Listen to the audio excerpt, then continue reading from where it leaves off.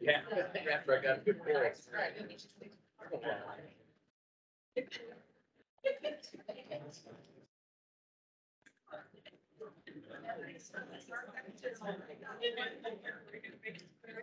I Yeah. get classes. Student organizations. Well, I never want to, I'm imposed. Well, you know, stopping on things like that. I think and that's stopping it yesterday. So, you know, it's big. So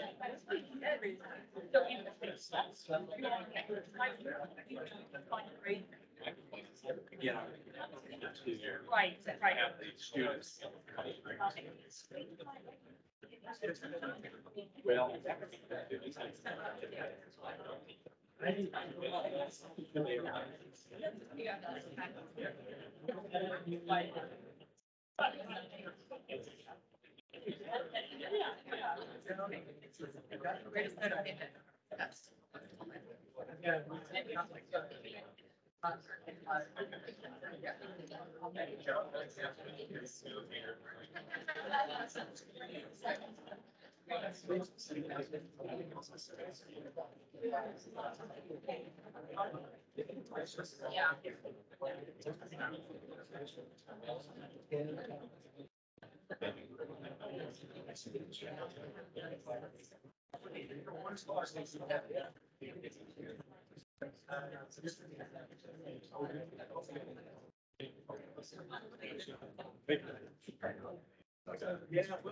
Thanks very well.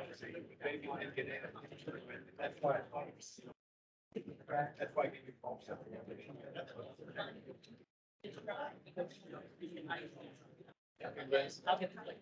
Did you change these notes? The one you gave me? They changed them. I made just a copy of that. Last meeting. That's what it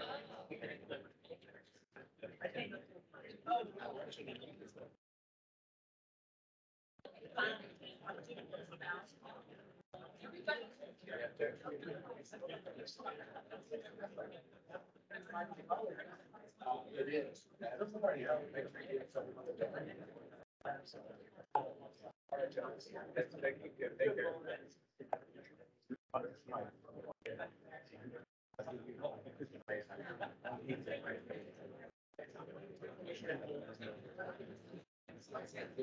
Yeah, yeah.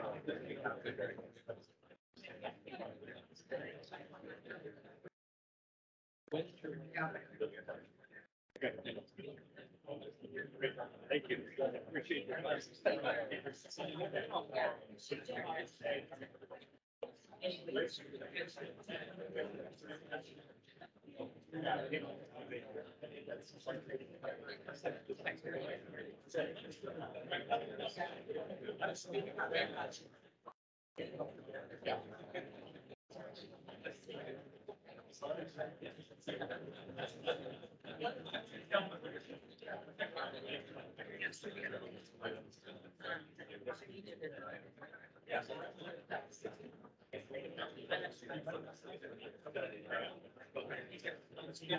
much like yeah.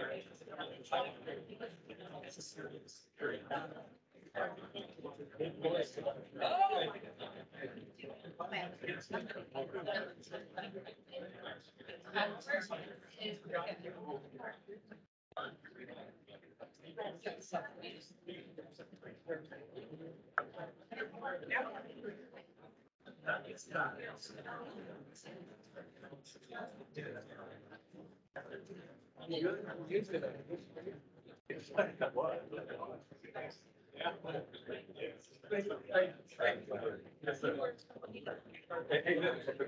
I did too.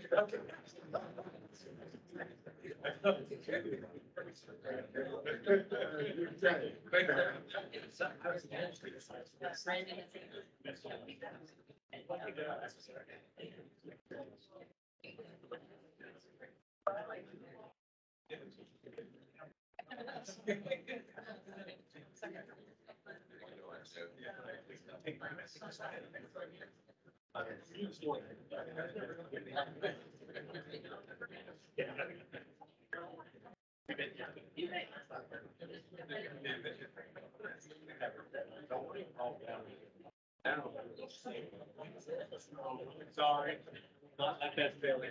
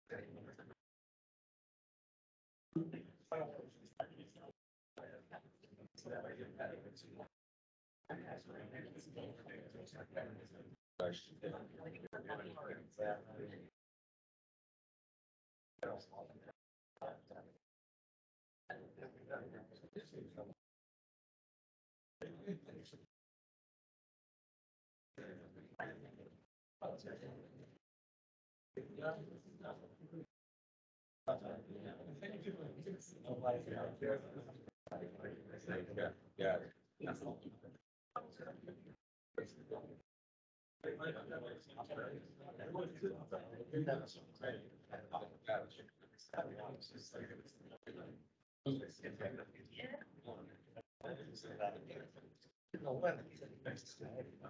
I made it.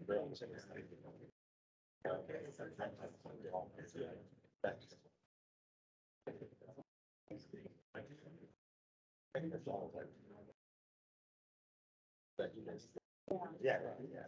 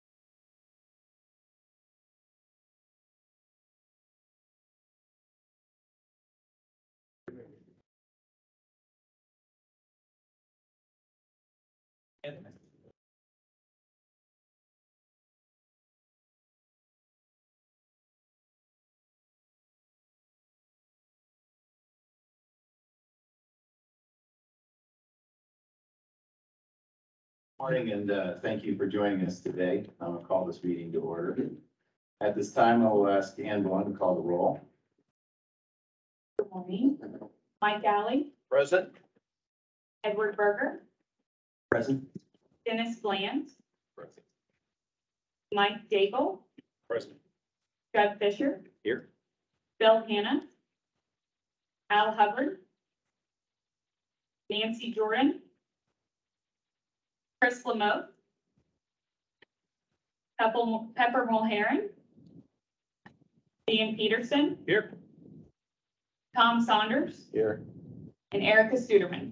Here, and Pepper's here. Thank you. Thank you. Thanks, Ann. I want to thank Indiana University President Whitton and her team for being gracious hosts yesterday and for hosting our meeting today. We will hear more from President Whitton shortly as part of a budget presentation. So continue with our reports and we'll turn it over to her in a moment. I'm pleased to acknowledge and welcome a new member, Mike Daigle from South Bend, who was unable to join us for the August meeting, but we are pleased he is with us today.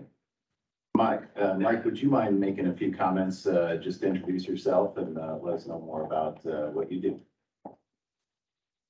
Well, thank you. It's a pleasure to be here today. It's an honor to be appointed to the commission. I had a great privilege to meet with Chris Murphy a couple weeks ago as he stepped down, and he told me a lot of great things about what the commission does and the progress that has occurred over the past years, and look forward to learning more from each and every one of you and the people that we interact with and trying to move forward.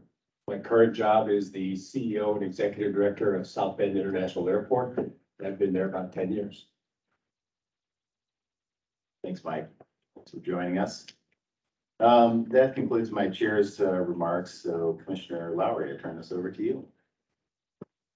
Thank you, Mr. Chairman. Good morning and welcome, President Whitton and the team from Indiana University. Thank you again for hosting it.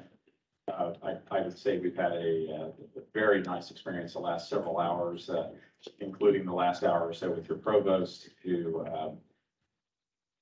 represented this institution extraordinarily well. So thank you. Thank you for hosting us. Mr. Chair, members of the commission, I'm going to share just a few slides this morning, trying to utilize this time at each one of your meetings as we have the past couple to set a tone, provide a quick update, and hopefully keep us grounded on where we're headed.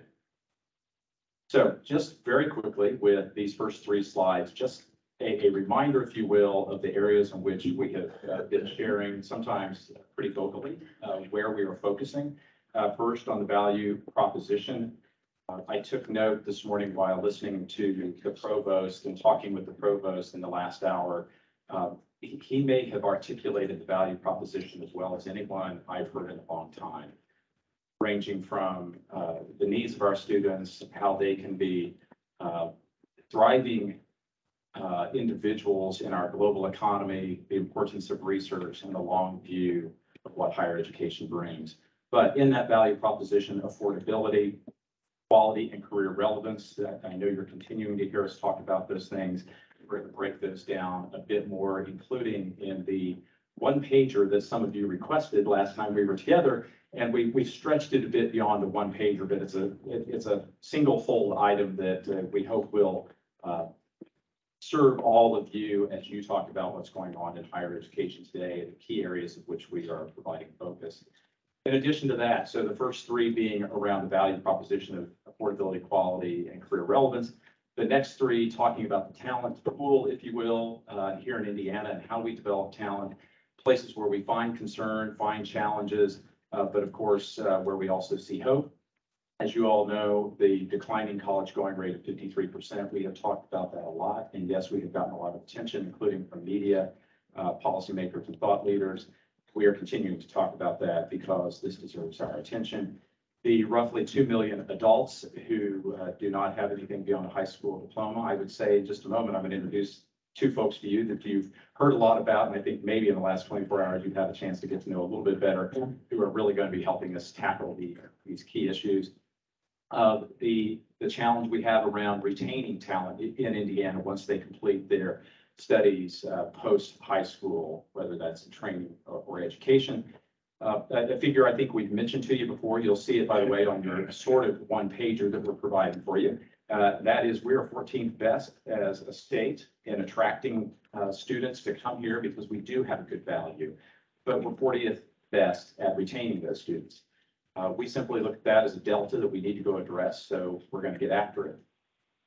The seventh one, and I know we talked about this, including with some of you all the way back to the winter and early part of the spring in the subcommittee that you had.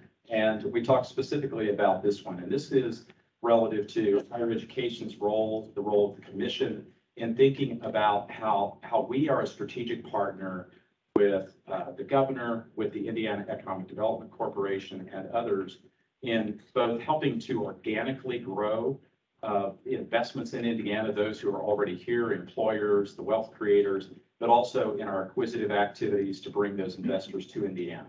I think the most recent example, and one that the state of Indiana should feel very pleased about, is the investment by Skywater that'll be nearly $2 billion up in the West Lafayette area. That's a stunning example of the way in which higher education could be and should be inextricably linked to the strategies of our state in organic and acquisitive growth.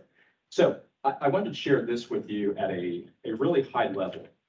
Very recently, Governor and I were having a little conversation about this very topic, talent, and how we really make certain that higher education is on the front end of these discussions with investors, and how we might think about the talent pipeline. He posed really a simple question, and the incredible staff at the commission, I see some of them here who helped with this, and Ken Sauer, who couldn't be here today, by the way, because he's had the flu, deserves a lot of attention for this too. But the governor was simply asking, how are we in terms of production of engineers in Indiana? Pretty simple question. And this team took that and turned it to something I think even more impactful and powerful. And that was to first take a quick glance at and put down on paper for the governor, for IEDC and others, that we have 16, I would say 16 plus institutions now offering some form of engineering degrees. By the way, he was in Taiwan at the time he and I were having this conversation, so it was very relevant to his focus and Secretary Chambers a few weeks ago. Frankly, it is every day.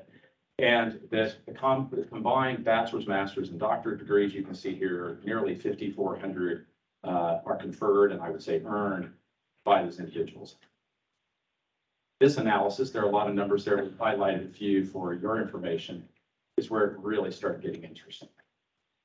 Our team said, so a couple of static numbers relative to our own state are, I guess only mildly interesting. More importantly, how do they look in terms of where we might go from talent in this state? How do they look in our neighborhood? You can see the states listed there, those who surround us. And one of the next cuts we'll be getting out to you, we don't have it yet, are what we think of as our peer states.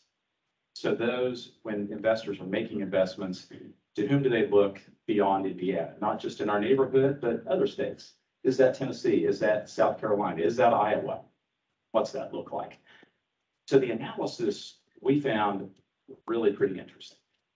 If you look at the numbers that are highlighted there, our team, led by Ken Sauer on this one, said, well, we should look at the raw numbers, and we should also look at this in some form of per capita. So in that column that you see per 100,000 on the left, Indiana, from a per capita standpoint, or per 100,000 population, leads in the Midwest in the production of engineers at the bachelor's level. Now, I don't know about all of you, but when I saw that number, that was the first time I knew it. I can guarantee you that others who have seen this, it was the first time they knew this too. Well, perhaps Mitch Daniels already knew this, but I wouldn't put it past him. But then we also found it very interesting as you go further to the right, you account for master's degrees and doctoral degrees, that in the aggregate, if you notice Michigan below us there at the per capita level, we're barely second. As I share with the governor and others, I know what some of the activity is to grow here in Indiana too, whether that's at Purdue or whether that's at Marian University, whether that's a host. Now I risk leaving someone out. There are robust growth plans. I made a declaration. I don't know whether it will be true or not, but a statement a couple of days ago that I think on a per capita basis, when we gather a year from now, we'll be the leader in the Midwest per capita because of some of the plans that are underway. I think we'll also find that in a few years, because of the announcements that have been made about Indiana University and Purdue University at Indianapolis and a few other programs coming online, I venture to say in 3 to 5 years at the whole number level too, so all degrees at the aggregate, we'll also be leading the Midwest. We share this with you this morning because this is part and parcel to the way in which we believe we can work in partnership with the IEDC, with other leaders to think about how we are attracting investments into Indiana. And this is only one example, mind you. This was just a question, and this is what occurred. But we now have it in our charge, we believe, to work with IEDC and others, to work with our institutions in understanding where those highest demand areas of the economy are that we're both trying to grow organically and acquisitively and understand that better. I can share with you that the governor and others are now talking about those two highlighted numbers in terms of where we stand per capita. That buoys our institutions to continue to build on the great programs, already underway. And it helps lend focus to all of us on where we can support. So this is engineering, computer programmers, right? The list is fairly long, but it allows us to be focused and it allows us to think about the ways in which we want to be supportive of, and again, part of the solution as we see higher education's role in growing our economy. So human capital, again, I referenced this a little bit. We're looking at our neighboring states, intentionally planning around other programmatic areas to analyze. You see, we've referenced a few of those down below. Those are only a few, but this gives all of us an opportunity to have higher education in the room and at the table when all of this work is being done very early on. President Ellspermann is here and others who were in the room and at the table as many of us were working on the Skywater project for West Lafayette very early on. It makes a difference. I am certain that among certainly many other elements in this equation, that was critical to that almost $2 billion decision to invest in Indiana. Well, we have a handout for you today, and I think it's in front of you. Commission members, we would tell you this is the first cut at it, so please let us know if you have input on this. But this was a request that came from all of you last month. And, we have talked about all the way back to, I guess, this spring, ways in which you wanted to be more engaged in these meetings. Your meetings have been restructured, starting, I think it was last month, Mr. Chairman. We want to have that dialogue, and certainly the way we're flowing from a committee structure where you have presentations and discussion and then voting if any is required at that time. But this is an example of something that, well, I love to brag about our staff. And by the way, they're the ones who did the heavy lifting on this. You are the ones who said, could we put something like this together? Our friends in the audience, someone asked me last night, I was describing this, someone said, so do you think I could get a copy of that?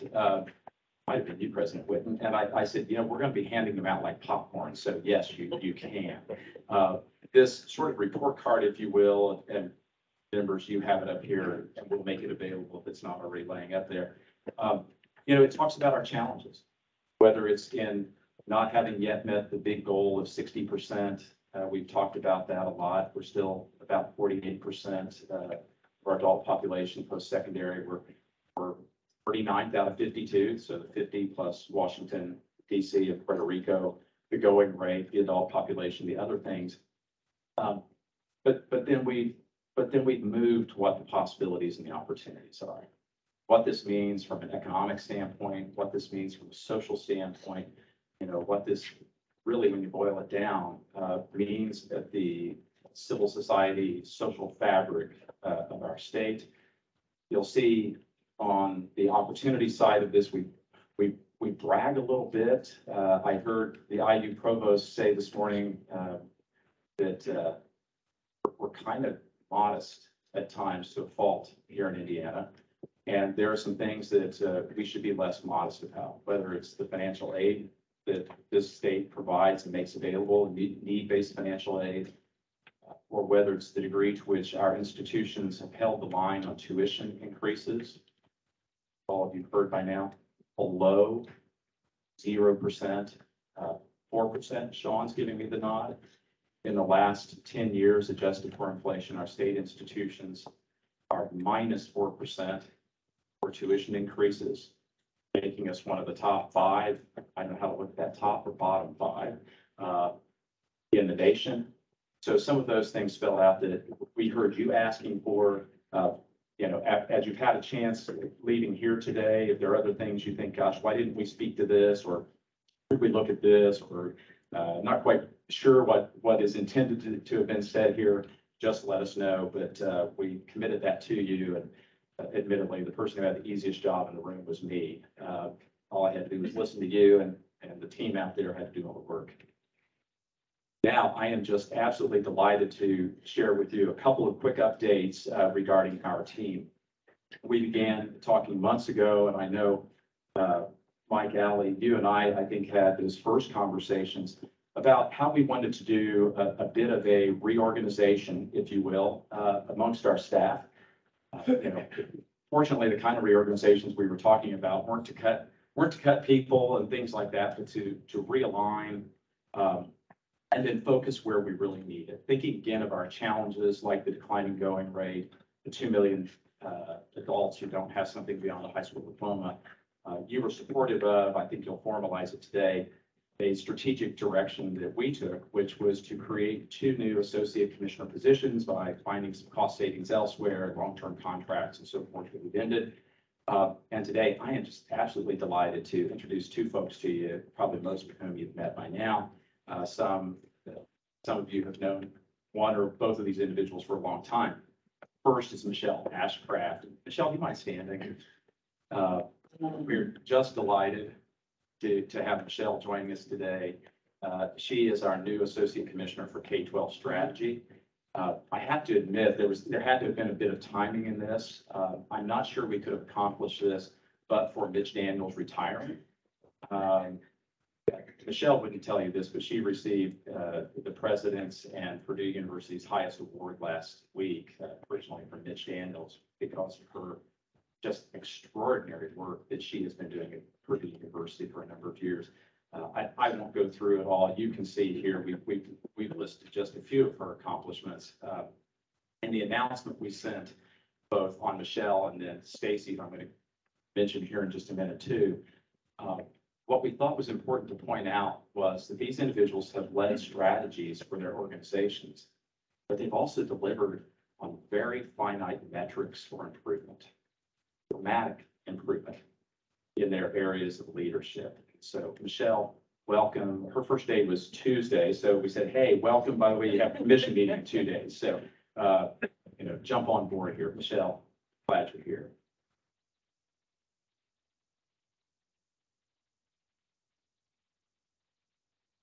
And someone returning to the commission, I would tell you, I feel mildly guilty, but like President Ellsworth and I really don't. So turnabout or something like that. Yeah, I remember several years ago calling then Commissioner Teresa Lubbers while she was on vacation saying, Teresa, I'm trying to recruit somebody from your team to our team, and that would be Stacy Townsley. And Teresa, of course, is always very kind about that. And Stacy came to our team at Ivy Tech and led adult strategy. And now turnabout or something like that. Stacy has agreed to join us, also having started on Tuesday, this time around as our Associate Commissioner for Adult Strategy. You can see again some of her notable entries here, an amazing career in higher education, and in making manifest key strategic objectives and accomplishments to grow this work. So Stacy, I guess I wasn't there at the time, but welcome back, welcome home to the Commission for Higher Education. Again, I think I needed to arm wrestle with President Ellsworth in there, but we're so delighted to have both of you. The critical nature of where we are in Hoosiers understanding the higher education value proposition is, I believe, more critical than ever. And I am certain that Michelle's going to wake up every day and think about that that point at which we've arrived at 53% of our students going on. And understanding that for Black students, that's 43%. And that for men, it's 46%, right? And the statistics go on. Those are challenges, but we know there are opportunities, right? Whether it's looking at the 21st Century Scholars Program differently, whether it's looking at our funding formula differently, whether that's looking at the O'Bannon scholarships or Indiana College Corps and on, and the ways in which we partner with Secretary Jenner and our high schools. And Stacy's going to be doing the same thing, whether she is working with our Department of Workforce Development, working with our veterans, working with our community and faith-based organizations. We have work to do. We have heavy lifting to do. But I am absolutely certain the best leaders who could answer this call have said yes. Now, a little bit more. We've talked about this, and there's a lot there. This is not an eye chart, in case any of you were worried. You have it in your packets and certainly be online and so on and so forth. But we've talked about this. I think former Chairman Alley, you were the first person to take a glance at this. This looks about 99.9% like you and I originally discussed. But you'll see within this very intentionally the tweaking, sometimes a little more than tweaking, of the roles of our senior leadership team. And as I start that, I think it's really important to point out something that's going to transpire here. And it's one of those bittersweet moments. We have an extraordinary leader who I keep saying is leaving home, but is going to stay part of the family. We're so fortunate, and that's Liz Walker, who UC Associate Commissioner here, Strategic Partnerships. I know Liz and I have talked about this before. Certainly, I've known Teresa what seems like forever. Sort of my introduction to the commission, and probably Ken Sauer, otherwise the longest, but Liz Walker. Known Liz for nearly a decade now. And if you haven't heard, Liz is leaving our house, but as I said, she's either staying in the neighborhood or staying in the family, and is going to be Chief Operating Officer of the Governor's Workforce Cabinet. And I just could not be more delighted for her, sad for us, delighted for her. So would you all join me in a round of applause?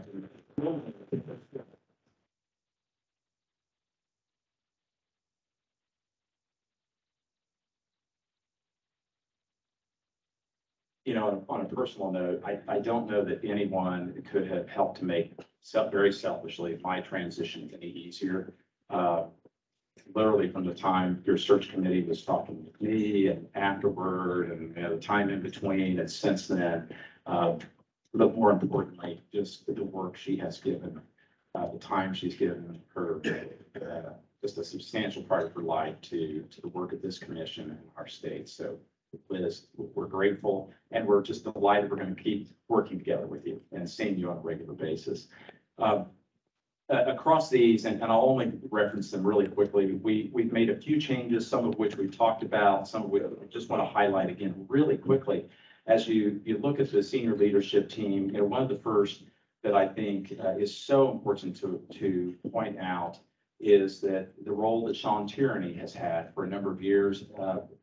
Many people have known it as the Associate Commissioner of Research and Policy. We've changed that because we think the time has come to change that.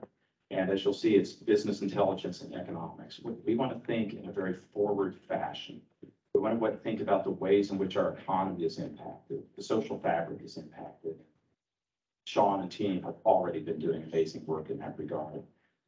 Rajinder Hire, who many of you know, she couldn't be here today because she's on vacation. Her role has been assistant commissioner, and I'll be very clear about this. That meant that she didn't report to me. And I think what we do in the business enterprise, information technology area is so keenly important. That person, I believe, in any organization should report to the CEO. So that's what we're doing today. That's what we are now doing. Charlie Baser, who has led communications and outreach, has stepped up and agreed to lead marketing and communications. And very specifically, and she'll talk about it a little bit more again today, the way we're focusing on that value proposition and really conveying and helping set our state up so that we can provide an education on an education. That people truly understand the value. Of course, Seth Hinshaw, who has finance and operations, Josh Garrison, who we've just even changed the title a bit to say public policy. If you don't know, by the way, his portfolio is incredibly extensive, overseeing roughly $400 million worth of financial aid. I'm not sure he rests, but he carries that load well. Of course, you've met Michelle and Stacy now too. We believe this sets us up to not only deliver on the mission of this commission, but in our partnerships with our university and college partners, public and private. If you think about the Pentagon, we've talked about before, with government, with business, with education, with the nonprofit sector, with philanthropy. We have got the right people, right seats in the bus, and personally, I believe they're starting to take it by storm. So we appreciate your support of this move with our commission staff. I've referenced this just moments ago, this Pentagon that seems to be taking hold with other people. I will just leave it at this. Individuals who represent thought leaders around this Pentagon are stepping forward. They're approaching us now and saying, we hear where you're going, we hear your recommendations, we hear the challenges, how can we help? And that is now a daily occurrence.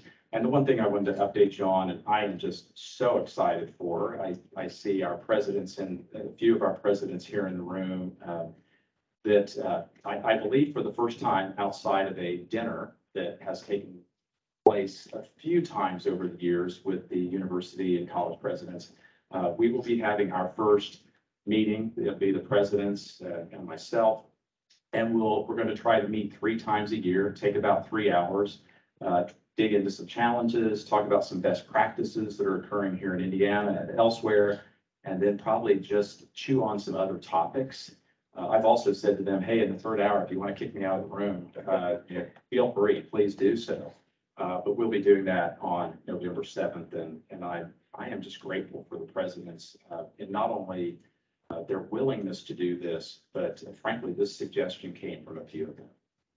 And lastly, I have to end on this. We are at Indiana University, and I had the great pleasure a few weeks ago to commission members represent you, represent the work of our team in attending a little event where a couple of folks, a couple of extraordinary leaders made an announcement, and that would be President Pam Whitten and President Mitch Daniels, about what is going to, I believe, be transformative, strategic decision-making for Indianapolis and our state. By now, you all know that IUPUI is going to transform into Indiana University to Indianapolis. President Whitten, I forgot my hat. I was actually going to put that on this morning. He gave me a hat that says Indiana University, Indianapolis, and Purdue University at Indianapolis. And, it's going to be important on so many levels, but I heard 3 distinct things, and then, Mr. Chair, I'll turn it back over to you. The focus on talent, and specifically, not just the immediate, but how are we thinking about talent in the long term for the highest demand, highest impact careers that we can think about for our state. Research. We heard from the provost this morning, the importance of research, and not only research of the institutions, but the way in which that comes about through collaboration and from catalyzing along with the private sector, and having that multiplier effect that we can find when institutions in the private sector are partnering in research. And then one that I know this speaks to President Whitten's #1 priority of students, the student engagement that is going to be really amped up between what the university is doing in the classroom and programmatically with what's happening in research at the institutions, and then also in partnership with employers who are in this game with us. So just wanted to share that with you. It was delightful to have even been invited and to be there for this. It signifies, I think, one of those big long-term plays for not just the two institutions, but for our state. The provost talked this morning about the way universities and higher education take care of the needs of today, but it is that sector in our economy that is thinking 50 to 100 years ahead. This announcement that was made by the Presidents Whitman and Daniels represents exactly that. So I leave you with that. It was just a terrific moment, and I think we have much to be hopeful for. And as I have said on numerous times now, I am incredibly bullish about higher education in India. Mr. Chairman, thank you. Thank you, Commissioner. Commissioner Lowry has recommended putting forward 3 individuals as new associate commissioners, which requires commission approval per our bylaws. First, we have the hiring of Michelle Ashcraft as the associate commissioner for K-12 strategy. May I have a motion? Second? Second. We have a motion and a second. All in favor? Aye. Those opposed? Motion passes. Congratulations, Michelle. Next, we have the hiring of Dr. Stacy Townsley as Associate Commissioner for Adult Strategy. May I have a motion? So moved. Second. Motion and a second. All in favor? Aye. Those opposed? All right, motion passes. Congratulations, Stacy, and good to see you again. Finally, we have the motion for Rajender Hire to Associate Commissioner for Business Enterprise Solutions. May I have a motion? So, second. Motion and a second. All in favor? Aye. Those opposed? Motion passes. All right. And just publicly, I'd like to thank Liz, real quickly. I know, Commissioner, you just mentioned her, but just, been a wonderful 9 years working with you here, and, really appreciate, especially during the search committee effort. I know you were assigned to that group, and, appreciate that help was, just wonderful. Couldn't have done it without you, and good luck to you in your next venture. Thanks, Liz. All right, congratulations to all the promotions and everything here today, and Michelle and Stacy, look forward to working with you here in the future. Rajender too, I know she's not here today, but your agenda books contain minutes from our last meeting for your approval. I need a motion. So moved. Second. Any discussion? All those in favor? Aye. Those opposed? All right, the minutes are approved. Thank you. Today, we have the pleasure of hearing from 3 of our public college and university presidents as they provide their budget presentations. Those familiar with the process will recall that this is the first step in developing the budget for the next biennium. After these presentations and 4 more at our October meeting, the commission will provide a full higher education budget recommendation to the legislature. The commissioner will present these recommendations to the state budget committee prior to the start of the legislative session in January. Each presentation will take no longer than 30 minutes. We'll have some time for questions at the conclusion of all the president's comments. Today, we're going to start off with Dr. Pamela Whitten, president of Indiana University. President Whitten, thanks again for your wonderful tour and dinner and everything last night, and your energy and leadership are certainly appreciated. So, thank you. Thank you. And good morning. It's such a pleasure to me to be able to present for the first time to all of you. I'm looking forward to seeing what kind of hazing occurs for the new kid as we move forward. So I'm going to go fast. Put your seatbelts on. We've got a lot to talk about this morning. And I thought what we do is kind of present it in these kind of overall buckets. So first of all, discuss a bit about our vision for Indiana University moving forward. Talk a little bit more about the future of IU Indianapolis, which is indeed an exciting initiative for our entire state. And then, of course, get to the business at hand, the budget request coming forward for the university.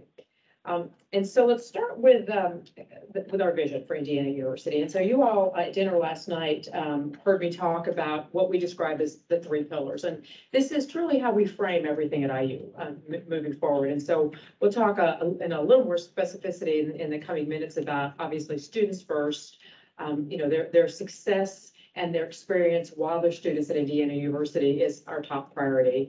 Of course, research and discovery and creative activity being second, and then the role and the responsibility that we have in making a positive impact on the life of all Hoosiers, we'll get to third.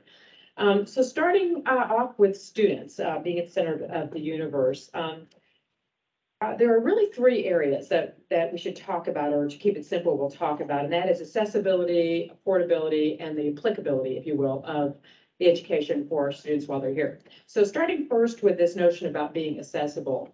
One of the things that we're proud to see, frankly, some nice change in is our makeup of our student body. And so this past fall, we actually have the most diverse student body that we've ever had at Indiana University, with nearly 25,000 of our 90,000 students being of color, which is a new record, or over 30% of the student body. 6 of our 7 campuses now have set new records for the share of minority students. And of course, very proud last year, IU Northwest was designated as a Hispanic serving institution. And then, as we'll see in a few minutes, IU Bloomington has set records for beginner enrollment once again in total enrollment. We are literally bursting. And if you want evidence of that, walk around the IMU in about an hour, which the students aren't awake yet, right? But in about an hour to walk around, and you will, let's just say, I would advise you don't get in the Starbucks line in the IMU as we're moving forward. In terms of accessibility, we see some evidence of this, and this is good news. So, at a time, of course, in general, when higher education is looking at a number of challenges, we know the enrollment cliff, of course, is upon us. But we also saw evidence in the last couple of years of real impacts and effects from the pandemic. And so we've all, of course, been worried about the declining college going rate. But now, for the first time since the start of the pandemic, which we really saw in fall 2020, we saw the number of beginning students or freshman students actually go up this year across almost all of our campuses. And so if you noted this chart, 2020, the red line going down is not good, right? That means that every campus, we saw a decrease in beginning students. If you fast forward to this fall 2022, you see that on 5 of our campus, we actually saw increases in beginner students coming in. So we take that as a positive sign. Affordability, of course, is another very, very important aspect for our students from our perspective. And so I'll just take a second and talk a little bit about student debt. Of course, that's been in the news a little more lately with some recent action from DC. And I want to just highlight 2 things that we've happened for the class that graduated in 2021 and moving forward. It's for the first time, over 50% of Indiana University graduates that left our campuses left with no debt. So the majority of students now would cross that threshold, earn a degree from IU, and walk away from college without debt as well. And that's a trend that has seen debt loads dropping over really the last decade at Indiana University. It's really been a priority. And since 2011, we've seen the debt loads have dropped for those students that incur debt while they're here, right? Almost half that incur debt while they're here. We've seen the debt loads drop by about 26% for all students across all levels at our campuses. But that's actually a 36% drop for undergraduates. And when we look at Hoosiers who come to IU to get a degree, kids from the state of Indiana, adults from the state of Indiana, that has actually dropped by 40%, so almost 50% since 2011, which we think is an important accomplishment and something, of course, we're driven to continue. When we talk about affordability to continue, I want to talk about the second important thing that happened in 2021, and that's for the first time, the actual institutional aid that the university provides to our students was actually greater than the combination of state and federal aid that students received that came to Indiana University. And we've been intentionally increasing our own aid, actually by 52% for our students over the last 7 years alone. And so when you combine this with our low tuition rates, Bloomington has really been one of the most affordable universities across the Big Ten, and our regional campuses have the lowest tuition rate for 4-year degrees in the state of Indiana. So an IU education is truly affordable. The one caveat I would add to this is that some states allow this, some don't. Our state allows this, where you can use your own funds as part of the institutional aid. So we, like all universities, and in the state of Indiana, we can use our own funds, apply those funds also to students. And so I'm sure you've heard about private universities that talk about enormous discount rates they provide. Well, public universities do that too.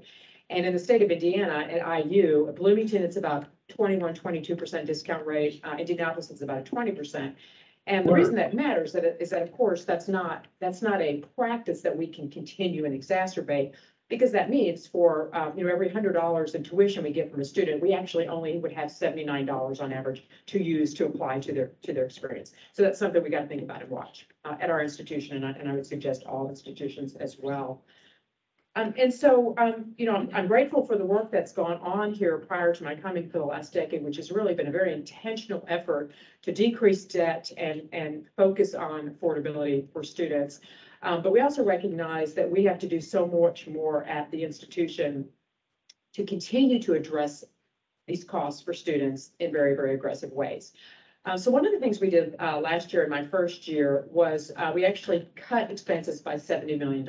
And, I will say, you all know when you're new to a position, there are things you discover new in that position. And one of the things I discovered is that for a number of years, we had a case where our expenses were exceeding our revenues at IU, and the music had stopped, and it was time to address that. And we have done that now. And so now we're even, and our expenses don't exceed our revenues. And even more importantly, by being aggressive, and I want to be very clear, this $70 million that was cut, no one was allowed to touch anything that was student facing. So none of our academic units or schools or colleges, I don't even know if they know about this, because we didn't do anything that was student facing. This was all at the central level that we made these cuts. But in addition to putting us back where we should be in terms of just being fiscally responsible in terms of managing our expenses and our revenues, it's also put us in a better position to be more aggressive and ambitious with the things that we need to do to increase the student experience. And so a little preview of an announcement that we're putting out later today, so don't tell anybody, you guys, is an announcement where on the Bloomington campus, we're actually going to be launching a new faculty hiring initiative this fall to hire 100 new tenure track faculty at IU Bloomington.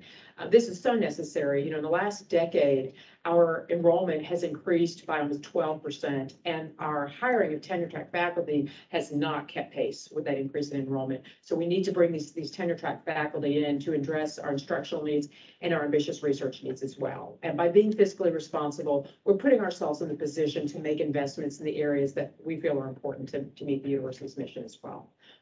This deals with administrative alignment, as we talked about. We've also eliminated several fees for regional campuses that we think is very important for the students in those areas. And also, we've established an academic tuition and fees task force that's being chaired by Dwayne Pinckney, who was our new vice president and chief financial officer, who I think is here with us. Dwayne, can you wave? We saved Dwayne from Virginia Tech. He moved to Indiana, and he's from North Carolina originally, but he's excited to be in a state where we play real basketball now. So this is an important task force that's really was put together, first of all, for us to just come up with an overarching philosophy for our institution about when and how we would ever make the decision to increase costs for students, rather than it being a knee-jerk reaction. And then also to move toward being much more transparent. I don't even want to tell you guys how many fees we have across Indiana University, because I want you to keep your breakfast down. But it's something that we are going to be addressing through this task force as well. And then, of course, we want an education from IU to be applicable to our students. And so you can see that we already produce a significant portion of bachelor's, master's, and PhD degrees in the state, which of course impacts the chart that Christopher showed earlier in terms of our good numbers in the state. We recognize that we have major strength in health and business. We also want to grow how we train the workforce to meet other needs of the state economy as well. And we want to make sure that we're really emphasizing that not only do we want to prepare students for an amazing life and career, we also want to play a role in preparing them to desire to do that in Indiana. So once they finish and they graduate from school, that they're excited to stay in the state of Indiana and pursue their professional life and their personal lives as well. We also recognize that it's very important for our students to have an experience where they work with and they are taught from and they do work with people often that reflect them and how they look and their values and their perspectives. So last year, we actually launched a presidential diversity hiring initiative, a 7-year initiative with $30 million. And we actually hired 52, and these are new faculty, 52 new underrepresented faculty in the first year alone. Of the 30 million that's supposed to last 7 years, we already committed 7.5 million, which I am delighted. I have instructed our VP of diversity to please give me the problem of needing more money to invest in this, have the initiative be so successful, and it looks like we're moving in that direction as well. So, the other A that I don't have here, but that I should, is that, we also want the experience for our students to be awesome. This is the only college experience they will have. This is what they will know. And we want them to have experiences both in the classroom that are invigorating and thought-provoking, but also outside the classroom in terms of experience and things they do on campus and off campus. That not only help prepare them, but are life-changing as well. And so we're really moving heavily in that area across our campuses. Okay, second pillar. You guys remember from dinner last night, right? You could talk about it 3 pillars. The second pillar, of course, is advancing research excellence. And I probably don't have to sell it to this esteemed group, but just quickly to overview, expanded research activity from research universities in the state is so important, certainly for the scientific knowledge and other types of knowledge and best practices that it generates. But also it's important for the student opportunities. We have so many students that participated in research, and we have so many undergraduate students beating down the doors to participate. This past week, I went to visit our, for lack of a better word, our fly lab. So I don't know if you all know this, but Indiana University was one of the original universities many decades ago to come up with labs, because unfortunately, flies are closer to us genetically than we would like to admit. And a tremendous amount of work can be done very quickly because their lifespans are so quick. So we literally, for lack of a better word, do amazing work in genetics and other fields. And we also have the fly farms that supply all the other research around the world in this area as well. So I was visiting this week to see their wonderful research. And I also met a number of undergraduate students that were so excited to be doing this research because they literally, in a matter of semester, could see dramatic outcomes and results. And it was fun to hear all of them telling me the stories about, I want to go to med school, right? Or I want to do biosciences for graduate school, et cetera. And they all felt strongly that this research experience as a student was going to prepare them and set them up for that problem solving that they would do in these careers later in their life as well. Obviously, the commercial activity, the patents, the startups are so intricately linked to the research that comes from universities that we see the evidence, from every state that invests and is very successful in research that comes from the universities. There are significant impacts in the state as well. And of course, we talked about that and its tied to economic impact. And we can focus on all kinds of funding, but NIH, let me spend just a few minutes talking a little bit specifically about NIH. Especially since we are the world's biggest, or at least the country's biggest medical school, and I would suggest we are the country's best medical school at Indiana University. But it's important to acknowledge that the NIH, National Institutes of Health, which is the gold standard for research funding, and as someone in another life who's a very active researcher and wrote grants to NIH, it is competitive. I mean, this is your work, your science is going to have serious impacts when you receive NIH funding successfully. So for every dollar in NIH funding actually generates $2.60 in economic activity. That number is actually a little bit higher in Indiana.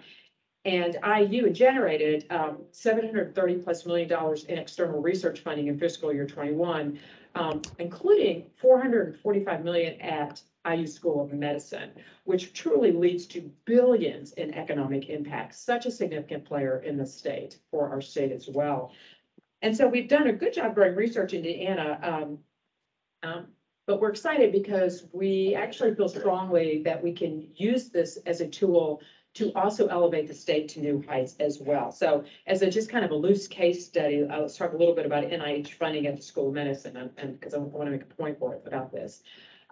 We're currently at our School of Medicine, the 14th highest NIH funded public university that exists. We, a couple weeks ago at the big announcement, we set the goal that we think it's time to be a top 10 publicly funded institution. Okay, I can hear it. We think we can actually get there. And if you look at this, you see that since 2014, our funding for the National Institute. Sorry, I was listening to the CHE thing just before this and I need to turn it off. I'll be you right might back. think that, well, Pam set it up so 2014 was the first number on there, so it could look good. It could look like it almost doubled, but that's not actually why I have 2014 as the initial year to start. So 2014 is actually the year, and some of you may remember this, that our neuroscience research building, which houses our Stark Neurosciences Research Institute, actually opened. And that building was funded with a state capital appropriation of $33 million that was authorized back in 2009. So 2014 is when it actually opened.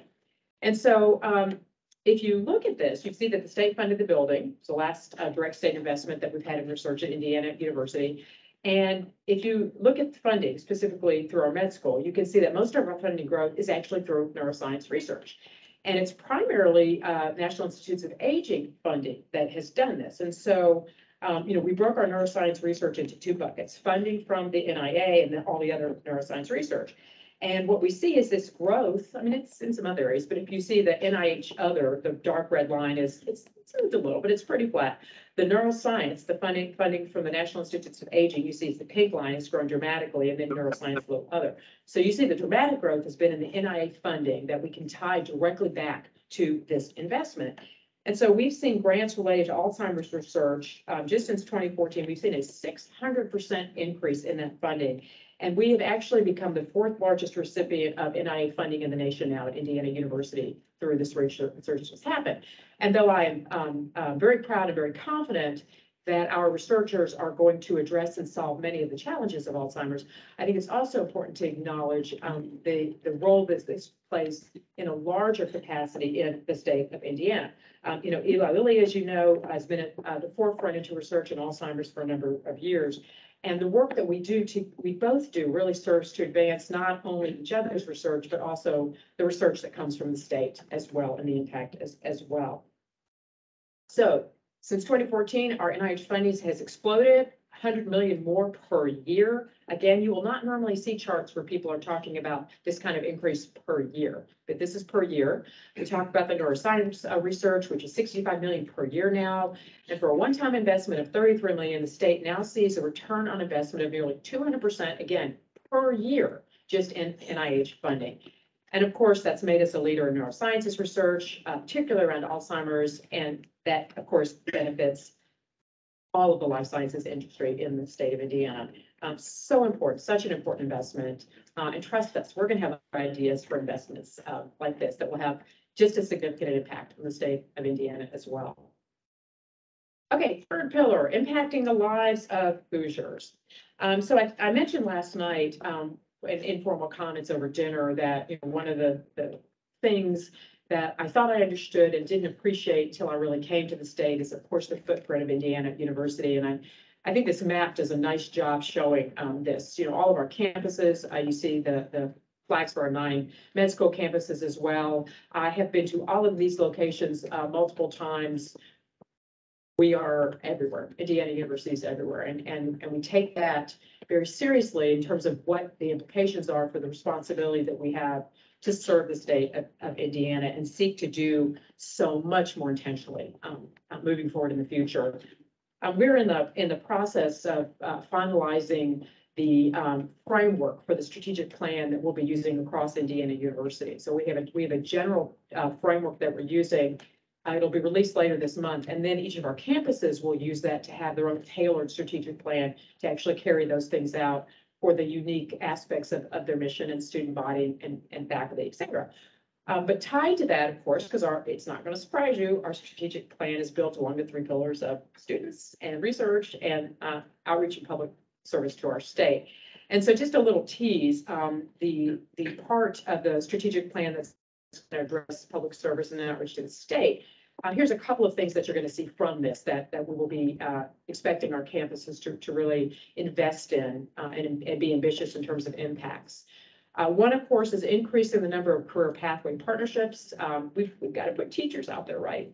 We're desperate across the state for more teachers. Such an important job. So we want to help address the teacher shortage. We want to strengthen the alignment we have with IEDC with their targeted initiatives. You can see that, especially in the biosciences, artificial intelligence, machine learning, battery technology, certainly cybersecurity and microelectronics. And then, of course, we're going to continue to grow the investment in life and health sciences, which already across our state relies heavily on IU to sustain and grow the commercial ecosystem that's in place. So that's a little bit of a tease about the things that you'll see that we're intending to address in a very big way moving forward with our strategic plan. But I think it's also important to acknowledge, and thank you to Commissioner Lowry for bringing this up, just how big and important and dramatic the move that we're making in partnership with Purdue is. I would suggest for Indianapolis, but really for our state, as a whole. So I might just take a minute to talk about that, because not all of you were able to join us. And frankly, what ended up being a party when we announced this big change that was coming. Everybody knows who the gentleman is with the shovel, right? So instrumental in our start, and it's so important to acknowledge that IUPUI has been around for 52 years and done some wonderful, impressive things, and certainly has had a massive evolution as we will.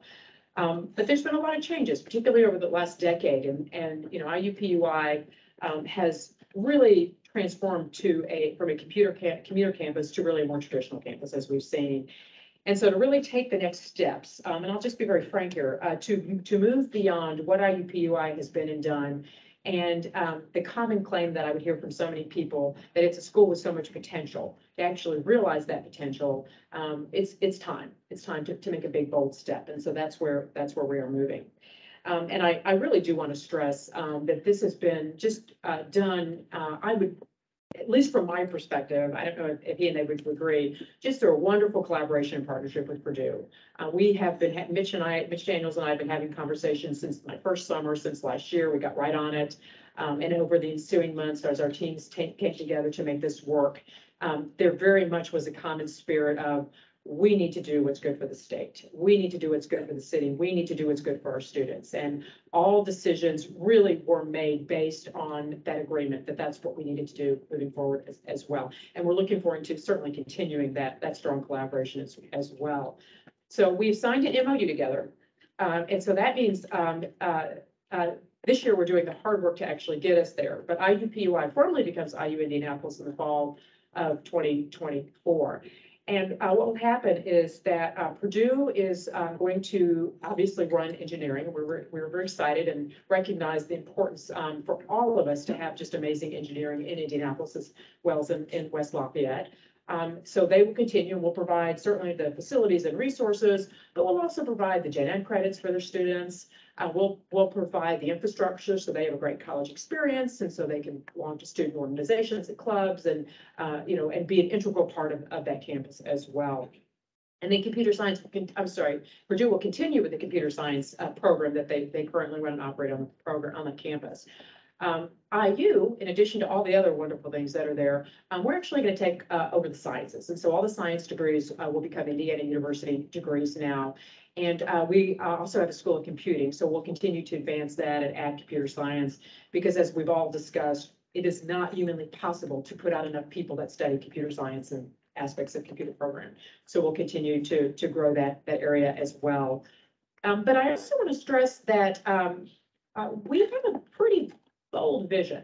And so what we anticipate, and we will settle for no less, is that we are going to create a world-class urban university, that IU Indianapolis is going to be one of those urban universities that stands above all others. And this is an exciting time for urban universities for all kinds of ways, not the least of which is the opportunity to partner with business, the opportunity to create a critical mass of wonderful experiences for your students as well. And so we've got some work going on behind the scenes, if you will, to kind of look at other urban universities that have done pretty dramatic things in the last decade, to look at what we might want to consider for ourselves as well as new things as well. So just watch out. Watch what's coming. In 10 years, IU Indianapolis is going to be hopefully less than 10 years, but in 10 years, I can guarantee you, it's going to be the urban university that the country's talking about in the state of Indiana. I also want to stress another very exciting thing we're doing with this is, we're recognizing to really elevate the state, we really need to just grab hold of what's great at both of our universities. And obviously at Purdue, that is engineering. And we like to think at Indiana, it's medicine and the life sciences. And so we are creating a joint biomedical engineering institute now together that will be in downtown Indianapolis. That is going to be the place where we come together to discover things and commercialize things and, prepare a workforce and recruit industry. And our intention is that in a very, very short amount of time, when people talk about, well, what is Indiana known for? People will talk about, well, medical engineering. That's where you go to have great things discovered or to send your company to actually make and work, build big things as well. So that's something that we're doing together and looking very, very forward to as well. So we're started, MOU is signed, we've got our working groups together, and now we start the hard work over the next 12 months to figure all this out. Obviously, the commission will need to review and approve any new and changing programs that come about during this planning time. And as we've been very clear all along, to reach these new heights, we're certainly going to have some appropriations requests in the coming months related to these changes as well. Okay, so now to move to state budget request. And so let me just acknowledge the formula funding that we have in the state of Indiana. And I want to confess that I'm not going to dwell on this very long because I'm new to the state's funding formula. And I was told that you all are all considering a new funding formula right now, which I'm very, very grateful for, so that I don't have to try to figure out this model as well. And I'm appreciative of the consideration and the understanding and the dynamism of higher education that you're all discussing right now as we think about this. You know, I will point out a couple of things from this model that I think are probably worth acknowledging. You know, obviously, we know that enrollment trends have led to declines in the raw numbers in some of these categories. I know for us and for all universities across the state, such as at-risk completion. But the at-risk on time metric actually probably provides a better picture of what's going on at our institution. And so in particular, I want to point out that IUPUI is actually seeing a double-digit increase in the at-risk on time completion with Northwest, IU Northwest and IU Southeast not far behind at just over 8% and almost 8%. And so all of our campuses continue to show significant growth in this rate, even as enrollment has declined. And so I was brand new to the state last year, and there was a working group that the state legislature put together. And so we came together at a meeting with my fellow presidents and discussed a lot of those issues. And I appreciate Commissioner Lowry in embracing the recommendations of that working group and also considering other possible changes. And I know there are a lot of details to be worked out, but I would suggest that certainly at IU, we would be very supportive of a model moving forward that is more transparent, frankly, than what we have today. Incentivizes collaboration that's so important, and there's such synergistic effect when that occurs. Rewards the institution's specific missions and goals. I mean, we all make such important contributions to the state, but we are very different often in who we serve and how we serve and some of the outcomes. And then recognizes contributions to the state beyond degree completion. And, you know, an example, I would just refer back to the story I just told you about the funding in neuroscience, right? And the impact on the state that occurred because of that investment and the research, dramatic increase in research that has resulted from that investment in the state as well. Existing line items, we're requesting no new line items at this time, and we're only asking I would say for an inflationary increase, although I guess these days that's really a partial inflationary increase, the way things are going for the existing line items. It's my understanding that these line items have not had an increase in over a decade, and yet have been expected to continue to do the same level of work, which they do as well. So that's the only ask we have related to this. In regard to dual credit, however, we are asking that funding be restored to the $50 per credit hour. I want to point out that since I've been here, I've asked our team to make a couple of changes to the way that IU actually delivers dual credit. So first of all, the first one was in response to an ask to a conversation with Dr. Jenner in the state's Department of Education. And she asked us to do even more to help the state with dual credit, as well as requests that came in directly from Commissioner of Higher Education to promote the Indiana College Corps as well. So we're now offering the ICC certificate through IU. And I want to thank the commission for approving that. You all just approved that just this past July. And so we're off and running with that and happy to do so as well. Secondly, in order to impact the lives of even more high school students, hopefully on their path to higher education, I've asked our team to develop a funding model that allows us to deliver this without having to charge our high school students. And they've done this. And so starting this fall, we are no longer charging tuition for IU dual credit for students in high schools in Indiana. So we think that both of these changes will be important in allowing us to continue to meet the needs of the state. frankly, while better preparing high school students for what we all want, which is to pursue education beyond their time in high school. Capital project priorities, next. I do understand, as I'm learning, the importance of, presenting consistently our long-term plans. And I think most of these projects that you have seen before. There's a new one on here, number 3, which hopefully you will understand now that we've talked about our vision to really advance research excellence. And that's the laboratory infrastructure in Bloomington, which is creating quite a challenge for us to be able to achieve that. But it's not just the research space. I mean, since I've been here, I've learned that we haven't renovated our chemistry labs in 40 years. And lots happened in the field of chemistry in the last 40 years. So some significant work needs to go on in our lab infrastructure in Bloomington, really for a number of reasons. Just highlight the capital project 1. I believe you all went on a tour yesterday and saw some of these places and spaces as well. And so I'm quite sure that many of you saw the reasons that we have a lot of work to do to adjust buildings that range from, the 1917 with a really contemporary addition that occurred in 1961, public health, for example, and all the way to our buildings in 1460. We're a beautiful campus. As I said, we're the Bloomington campus, I think is the most beautiful campus in America. With that charm comes a lot of old buildings, right, that are just going to need significant help in the coming years moving forward. So that's the reason that's our top priority. And so I will just close out, if you will allow me, by just emphasizing how excited and invigorated we are across Indiana University. We really are quite ambitious in really wanting to improve outcomes for our students and implement high impact programs that create just an amazing experience as we put students first. We want to expand research dollars that we bring in order to grow not only the science that we do, but the economic impacts that occur to the state from that. And then obviously embracing our responsibility as the state's namesake flagship and the geographic footprint we have, because we recognize there are so many areas where we need to step up and play a leadership role to improve the life of Hoosiers. Well, that concludes my formal comments. Questions? What have you got for me? Thank you, President Whitcomb. Forgive me if my question is not as eloquent or as clear as it should be. But one of the things that you indicated is that IU produces almost half of all bachelor's, master's, and doctorates in the state of Indiana.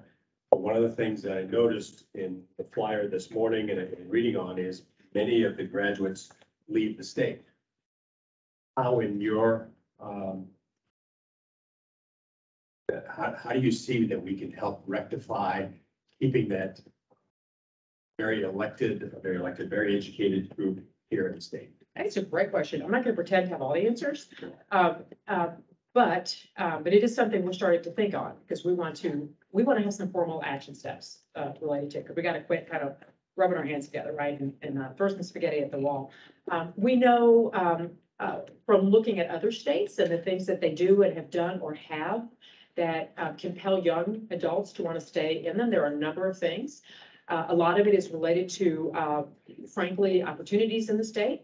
So the work that we can all do collectively, all of our universities and others, not only to retain the business, but to attract the type of business that provide the kind of jobs that 25-year-olds want, is certainly very important. We've got a great start here. Some pretty exciting things that I know have happened in the last year here, but that has to be propelled. There have to be the exciting, great jobs. We've got to get those students in those companies getting experience while they're still in college. We literally have to have internships and jobs and experiences for 20, 21-year-olds, 22-year-olds, because once they're in and they get to test drive the employer as well as the employer getting to test drive them, and they get offered a job, a little harder to leave or pursue another one. Honestly, quality of life. Many young adults want to live in places, urban places and others where they can live, what's called a lock and walk lifestyle. You lock your door and you walk to, I'll say the restaurants, right? Because we know that's where they're all going. But there's a quality of life issue as well. And then there's also opportunities directly to where and how we educate people. And so at IUPUI, in May, at our graduation in May, we graduated about 7,000 students.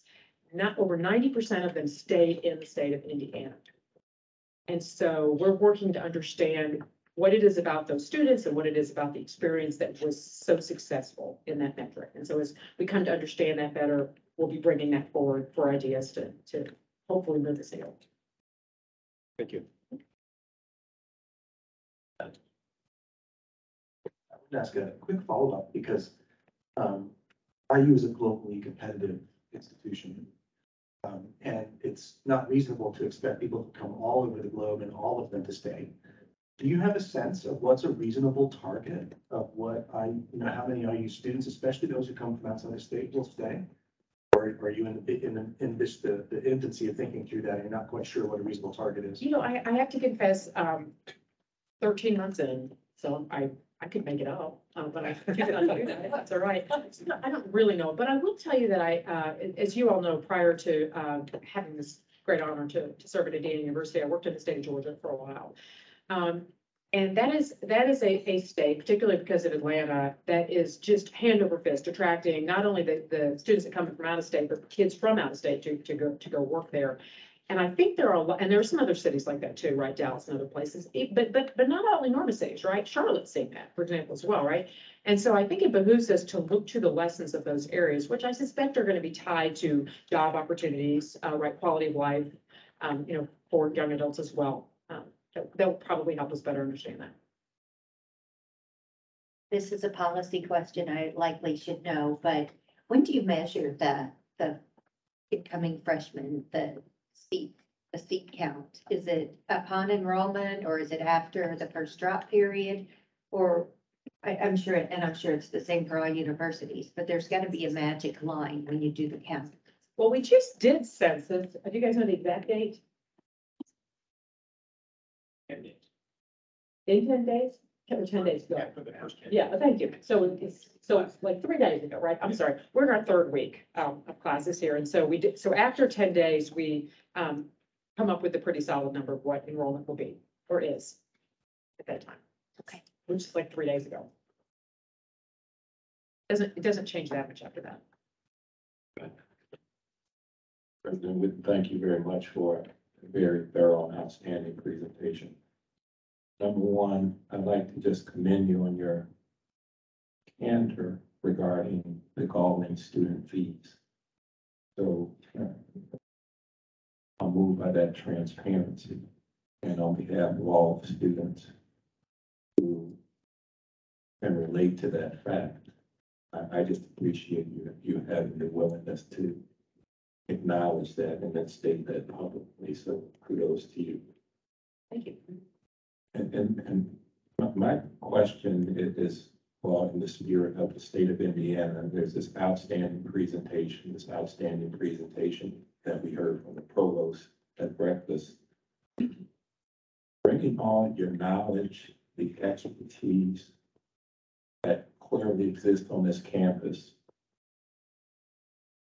I continue to be troubled by, at the same time, in our own backyard, you have 5% standardized test score completion rates or success rates in K through 12. Sometimes in our own cities, sometimes literally in our own backyards and neighborhoods. How does a public university, how does IU take its expertise, its ingenuity, its vast knowledge, and somehow use that to elevate K through 12 and the students and families that are clearly languishing? Again, there seems to be this tremendous chasm between this outstanding achievement from a flagship university and all this talk about global impact.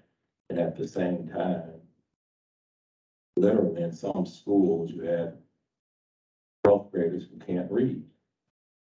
So how can IU impact that from a public perspective? I think it's a very fair point to bring up, and though I can't obviously provide you specifics, we appreciate that and acknowledge that. I hope it's evidenced through what I shared with you, the examples of some specific things that are targeted in the strategic plan that's coming from the institution that all campuses are expected to address. One of the three that you saw was K-12. And I don't know what that means yet, but there's an expectation that all of our campuses, and I think almost all of them provide education or produce teachers or work in some way, are moving toward asking those questions and or providing those answers at the local level as much as the state level. We recognize that it behooves all of us to address that first stage. And we got to get on top of it. And So in 6 months, all those campus strategic plans will be done. And I'm going to send them to you to show you that education product from each of our campuses. Hi, President Whitcomb, great remarks, and really enjoyed getting the opportunity to hear you speak. I just wanted to give our commission members a little more insight after speaking with 8 of your students yesterday before our tour, who were all terrific and very well put together. They talked a lot about the impact of the Group Scholars Program that's here on campus and how that has been so transformational in your strategic goals, also as a university. So I didn't know if you just wanted to share a little more insight with the rest of the commission here about the impact that plays in bringing in different students and the amount of different students that you do have here on this IU Bloomington campus. Yeah, thank you. The groups Scholars Program that's in Bloomington, and I believe we just launched one at IU Northwest. Am I correct? Yeah, so we just launched one on the second campus as well. It's a pretty special place. You know, when I started last July, I don't know if it's a coincidence or not, but it's the first group of students I had the chance to meet with. And I just thought, wow, these are the kids that are going to lead and be leaders for us in the future. They're going to fix everything we broke, because they're really just tremendous young adults. Of course, 21st century scholars often as well. This is a diverse population of students, first generation students that come. But I will say, and obviously we work hard to provide them the financial assistance necessary to be here. But it would be remiss of me to act like that's the only reason it's so special and so successful, and they're so committed and do so well.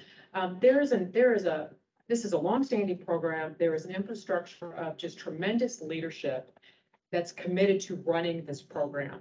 And these students are, if you will, part of a program from when they actually start their classes to come in for mentoring and access to opportunities and experiences. And that continues on through their whole time at Indiana University. And they graduate, and years later, their networks take care of each other. You know, all those important things for students that I think probably deserves more credit for why the Groups program is so successful. It's just a tremendous program. Thank you. we have, let's do one more question from Mike, and if we have any others after this, maybe we can consolidate to the commissioner for later, so we can keep moving with the other presidents. So Mike, go ahead. All right, again, thank you for your presentation, outstanding presentation. Talk a little bit about, you have geographic breadth across the entire state, and so much of our lack of success in bringing students from high school to college is occurring in these rural areas around our state. How are you really reaching out in those particular areas through your regional campuses and really distinguishing about what you're doing here in Bloomington versus what you're doing on each of the regional campuses? Yeah, so they,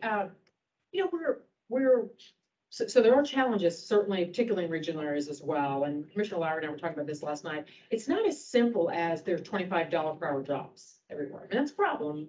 But as we were discussing yesterday, it doesn't explain why a lot of young men are not working or going to school these days as well.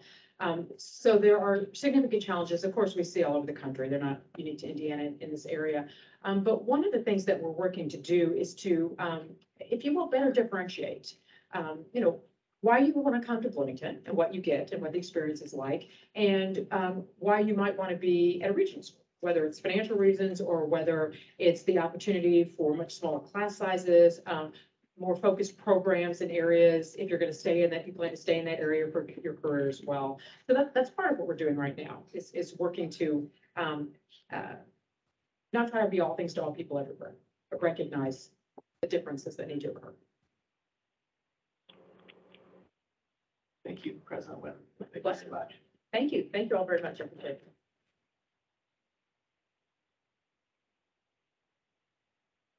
Next up, I have Dr. Sue Elsman, President of Ivy Tech Community College.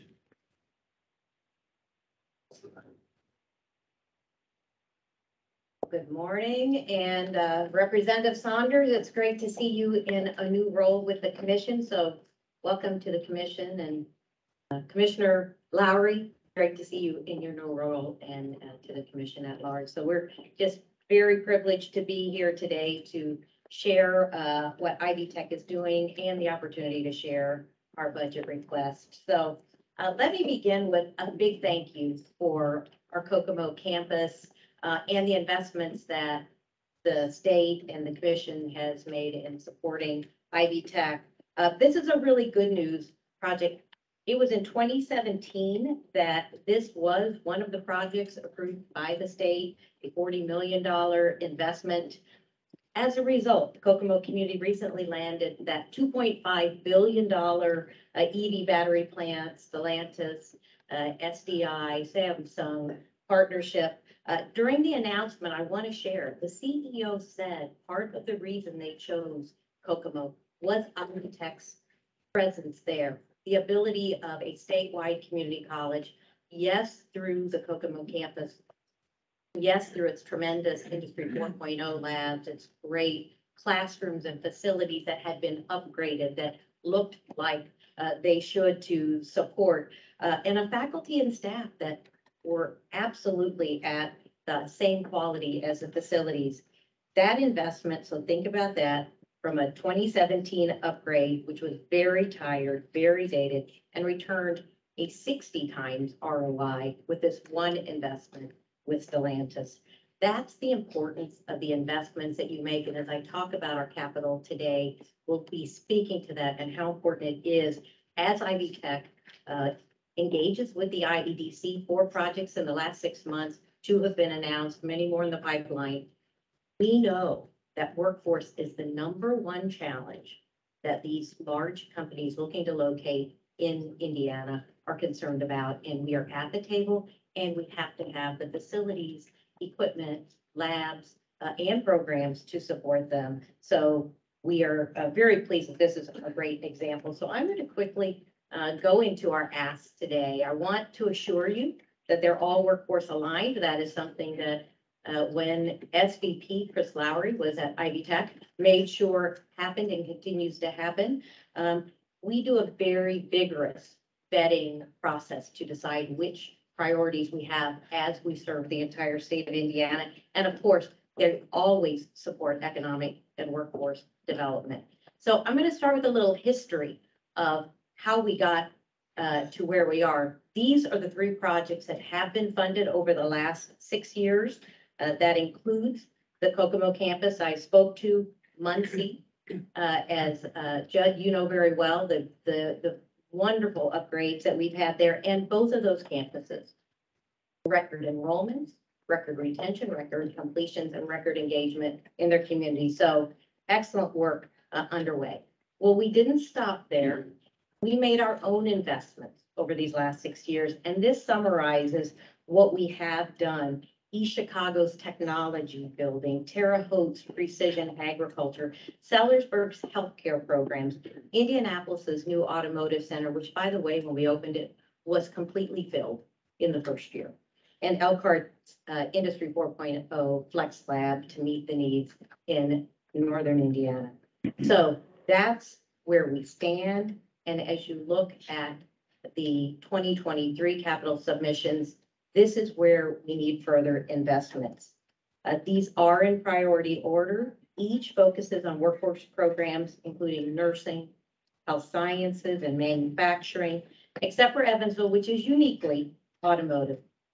Indianapolis and Fort Wayne are renovations that affect the majority of their footprints to include all services as well. And some of you know that I'm a little bit interested in square footage. When we do these, we will eliminate nearly 500,000 additional square feet, well beyond my goal 5 years ago of 1 million square feet eliminated out of Ivy Tech's footprint. That is to make us efficient, effective, having the right programs, the right facilities to serve our students, employers, and communities. 2 other requests that we will make here are, one is nursing. Many of you heard that Ivy Tech has stepped forward to meet the incredible need for nurses in the state of Indiana. We committed to increasing nursing by 600 nurses per year. We are already the nation's largest ASN program, completing 1,300 nurses a year. However, that was not enough. There's still a 1,300 shortage. Ivy Tech is picking up about half of that. So you may know that last year we went to the General Assembly, and with their support, House Enrolled Act 1003, Nursing Indiana Back to Health, the name of it, nearly unanimously supported in giving the added flexibility we would need to be able to expand at this level and other institutions as well. It also required to expand by 600, a $21 million additional one-time investment of funds. I want to say and compliment our healthcare partners who have raised to date over 18 million of that $21 million. This funding will cover one-time expenses such as building out nursing labs in our 19th campus to offer nursing, our Hamilton County campus, which just had their State Board of Nursing visit this current month, and expanding other campuses' facilities to do the same. To date, we have already added 132 additional nursing students with those initial funds and 7 additional staff and faculty. However, in order to make this increase to 600 and maintain that over time, we will need more faculty. The ratio of nursing students to faculty is 10 to 1. We also have to pay more, you know, in a very competitive nursing environment today.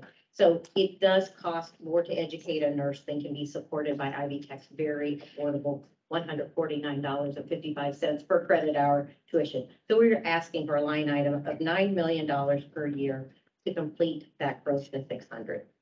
The second is something that I'm extremely proud to bring to you, Ivy Plus Career Link. Look, we realized in our last strategic plan 5 years ago that we weren't doing enough in career development, and community college students, more than many first generation students, low income students, they needed the career development services. And we went about, again, with the leadership of then Senior Vice President Chris Lowry, to develop a world-class, truly world-class, best in the nation career development program. Well, we have named it Ivy Plus Career Link. The development of Career Link was generously supported by the Lilly Endowment, the Commission, Strata, and many other philanthropic supporters. We now have a team of career professionals, including career coaches, talent connection managers, and employer consultants, all working to ensure that students are matched to high-value career fields in their communities. Yes, we care about Indiana. These students, our students, stay in Indiana. Students develop career development portfolios, completing activities that bring career awareness, exploration, preparation, and experience. We have now scaled to all 19 of Ivy Tech's campuses, and you can see these activities have shown an incredible 16% increase in retention. That is truly an astounding number, and even more astounding is that our students of color, our first generation students, see an even greater increase. Now, we'll do a full evaluation. This is relatively new, so we'll be tracking the placements and retention long-term, but we're very, very pleased. To date, the endowment grant has allowed us to scale to continue funding this very critical career and workforce-focused activity. We're asking for an $8 million line item. So let me remind you about the students that we serve at Ivy Tech. We are very unique from our sister institutions as Indiana's non-residential, primarily adult learner institution. You can see that more than 2/3 of our students are part-time, more than 40% are Pell eligible, though another 40% don't even apply their FAFSA. So we're working on that, as we know in the state, but certainly today we know over 40%. 37% are largely working adults who are caring for others, many of them single parents. And in addition, through all of that, only 8% are what we would call first-time, full-time students, or what IPEDS measure, right? So the very minority of our students are picked up in those traditional college metrics that you see coming out of IPED. Now, I will say something positive about gender. For many years, we've seen the divergence of more females to male students. Today, we're seeing males come back. We are 56% female, 42% male, 2% that didn't report but we actually are seeing increases in our male populations, not losing women, but seeing more men come back. That is very promising. Our ethnicity follows the state of Indiana with one exception. We do not yet serve the proportion of Hispanic students that we should, and we are working on that. They were the most impacted. We saw our students of color be most impacted during the pandemic, and we are seeing many come back, but not our Hispanic students at the same rate. I want to speak also to dual credit matters. We heard President Whitcomb speak to this. It is important. It does work. Dual credit is clearly the best value in higher education, as Ivy Tech, thanks to the state of Indiana, has historically been the only provider of free dual credit to high school students, and we're happy to hear IU has joined us in that. Ivy Tech serves 425 high schools and career centers, reaching over 67,000 students each year, awarding over 500,000 college credits. But here's what's really important. Oh, before I go on, I will notice we are also the largest NACEP accredited institution in the nation. That is the gold standard of dual credit. So, but here's the proof in the pudding. What are the completions? What are our students getting out of that dual credit? It is a tremendous story. Look at the nearly exponential growth of completions of all types, associate degrees, the Indiana College Core that we've spoken about, the one-year technical certificates in career and technical education, and those short-term industry-focused credentials. All of this work shows, and the work of the team at Ivy Tech, the impact of intentional dual credit aligned to high wage, high demand credentials, including their first year of a 4-year degree, that Indiana College Core. I want to recognize our deep partnerships with the Indiana Department of Education, 400 high schools, the commission here, and the governor's workforce cabinet that are really giving students a strong start in college, improving 4-year graduation rates, and in some cases, their very first credential to begin a successful career in the workforce. We know that part of our mission, of course, a key part of our mission is transfer. So we are the starting point for many students who want a more intimate first-year experience, did not make the grades to come to that state flagship that they wanted. They may have struggled in high school, or they needed to complete a 4-year degree in the most affordable manner. We are happy to provide that transfer pipeline to our other higher education partners. However, this is what you may not realize. Each year, Ivy Tech sees 2/3 of that same number coming from that partner to us. Maybe they didn't have a good year. Maybe they struggled. Maybe they realized that was not where they wanted to be, but they come to us as well, both sides. I just wanted to share both sides of the equation with you. We certainly lean in to our workforce mission. We know that many of our students will go directly in. And with that are the apprentice programs that are just truly the gold standard of workforce development. We have one of the nation's largest apprentice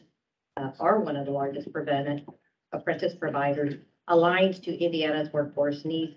We work with all sector employers, and we design the customized programs that meet their needs in stackable degrees for over 140 Hoosier companies.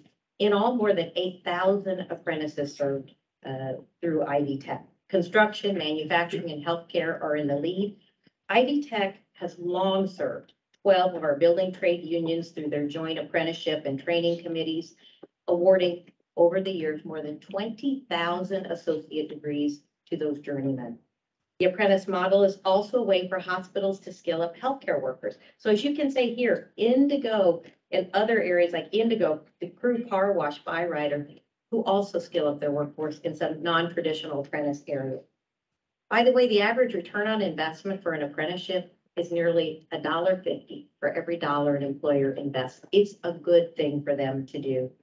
And I will say that we're not stopping. We're growing this program further. We just recently received a nearly $5 million grant to expand our registered apprentice programs even further.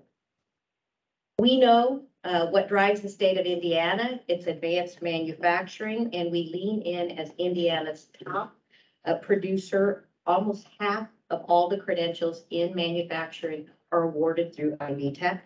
Last year, we launched truly the nation's first associate degree in Industry 4.0, smart manufacturing and digital integration, now offered on a number of our campuses to meet up the need of not just advanced, but Industry 4.0 smart manufacturing.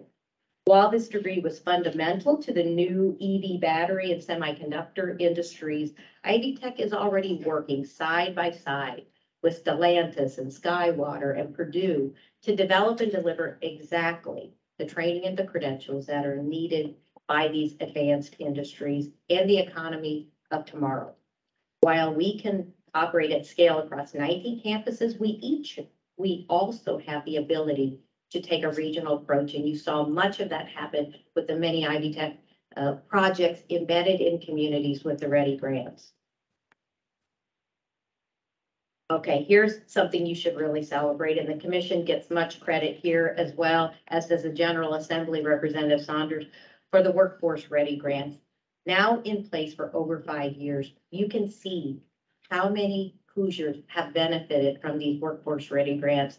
40,000 enrollments, more than 25,000 have completed, many still underway. Look at the areas, the top 3 areas where these grants have been focused, and those usually adult workers in IT, advanced manufacturing, and health sciences.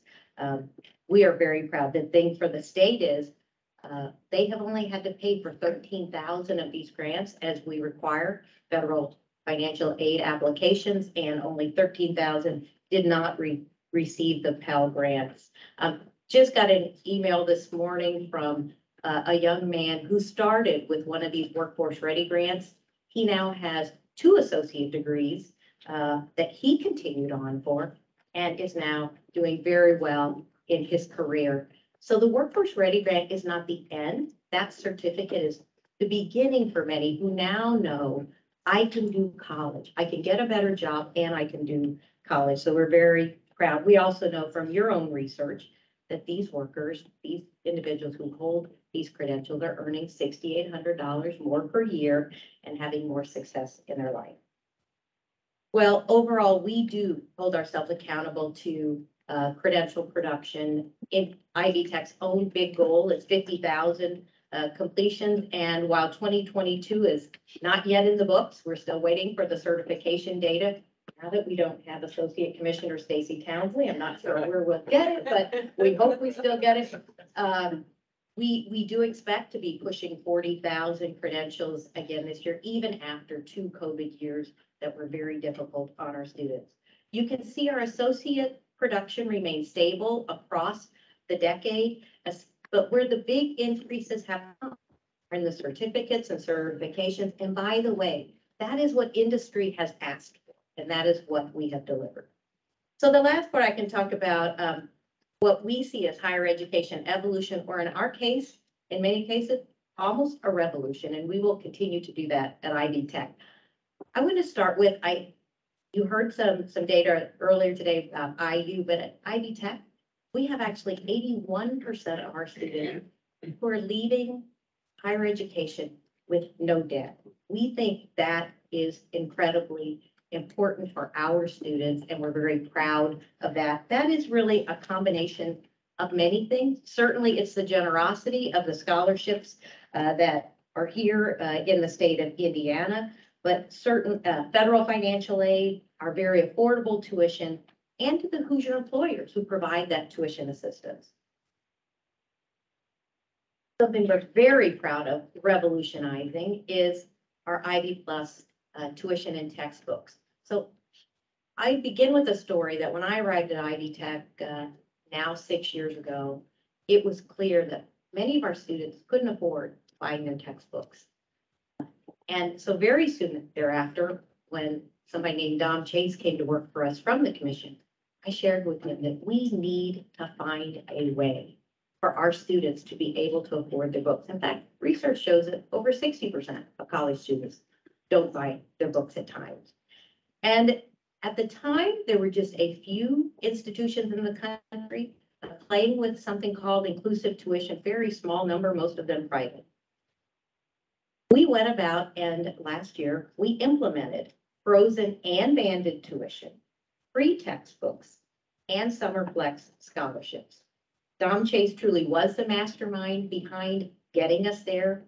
He drove 50% of the cost out of textbooks by statewide contracts with our publishers. I don't know if they like him very much anymore, but one of the, and we want our full-time students, banded tuition, but we want our full-time students to graduate on time, to take 30 credits. So we offer free summer flex scholarships.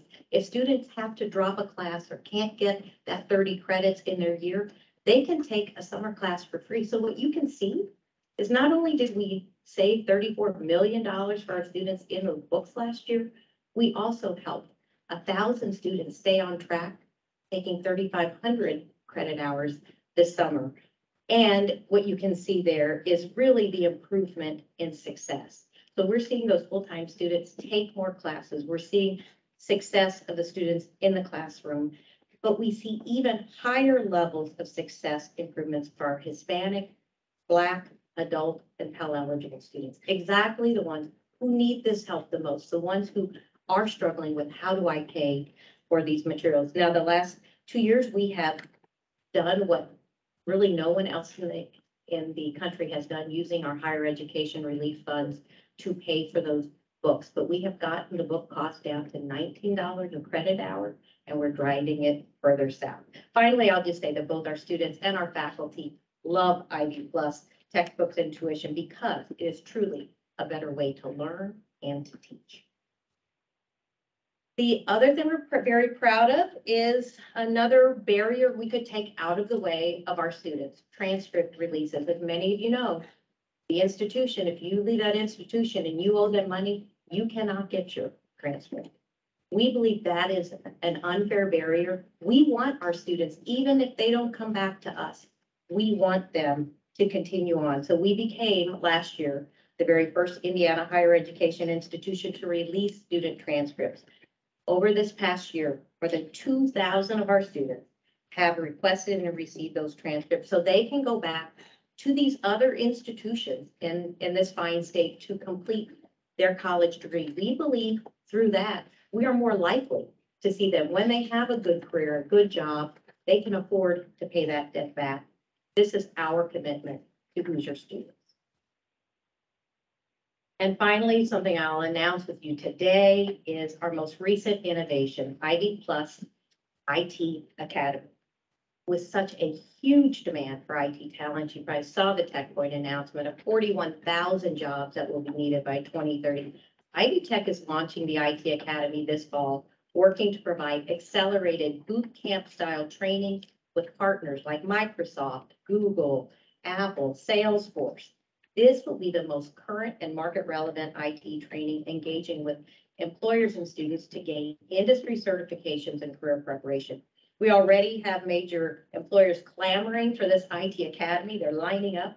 We're going to do a soft launch with TechPoint this fall, and then a full launch in January 2023. And of course, these certifications will be crosswalked into our other IT programs so that they can continue towards a technical certificate or associate degree. At Ivy Tech, we can scale this across 19 campuses, 40 locations, at our employers, online, and in any way that the industries need us to do. So stay tuned. I'm going to close just with this notion of Ivy Plus. Ivy Plus is our commitment to excellence, to being next level, to a better higher education experience serving all Hoosiers, employers, and our state. And we're not done yet. Expect more Ivy Plus to come. We know that it is important for our students, this state, and employers. Thank you for your support and your commitment to Ivy Tech, and I welcome any questions. Thanks, President Ellspermann. Anyone have questions?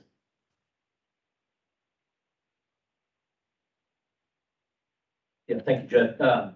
Thank you, President Ellspermann. Great presentation. And I didn't get a chance to make a comment after President Whitten's, but please pass along great presentation from her as well. So kind of an in the weeds question, maybe, and I've had it on my mind for a while around the nursing program. I know we made some changes at the state policy level to enable and enhance our ability to produce more nurses across the state. Just curious, are there additional items, whether they be policy or additional aside from the investment piece, are there other pieces to the puzzle from your perspective that either individually or collectively need to be made to really enhance our ability to produce more high quality healthcare workers?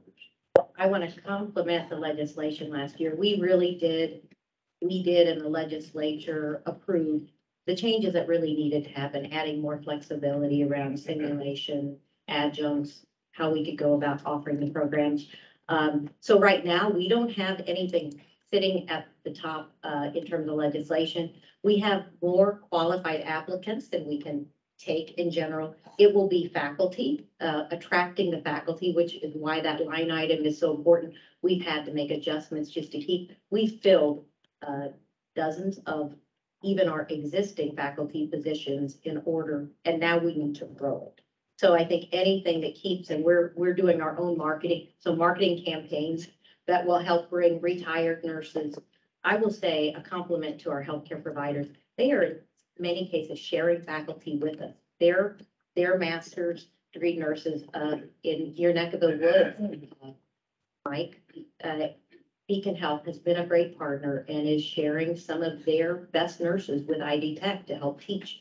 So I don't think, other than the challenges of finding that those faculty continuing to offer, we're offering part of that line item, helps us do the tutoring and the supports. We want our nursing students to look like our state. So getting our first generation students, our Black and Hispanic students, preparing them.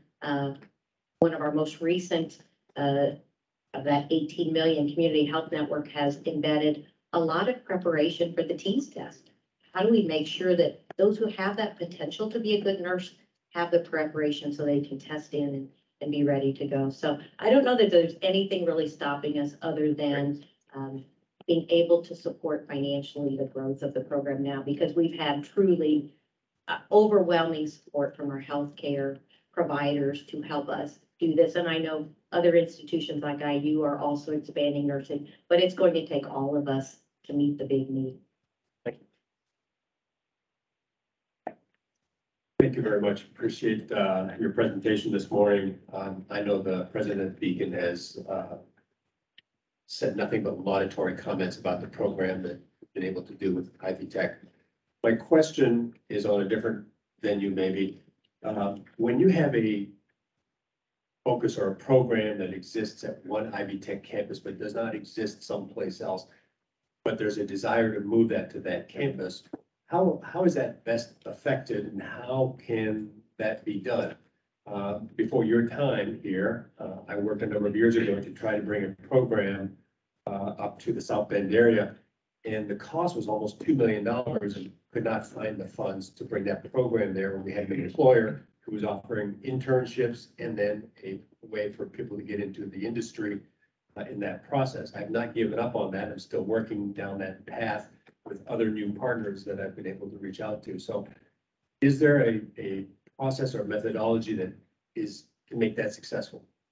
And we do program reviews every year, but also our single accreditation allows that program to be spread across all 19 campuses. So there's, in this case, probably some facilities that are required, and we would either fundraise locally or we might come to you as we have with these capital requests here, but it is typically a combination of those things and the employer helping us. I like in the nursing example, our employers often come alongside. They may share their equipment. We may offer that program on your site. If you've got the labs, we do that down in Batesville. We would do that in other places. So it may be looking at, and by the way, you have a new creative, innovative chancellor on your campus in South Bend.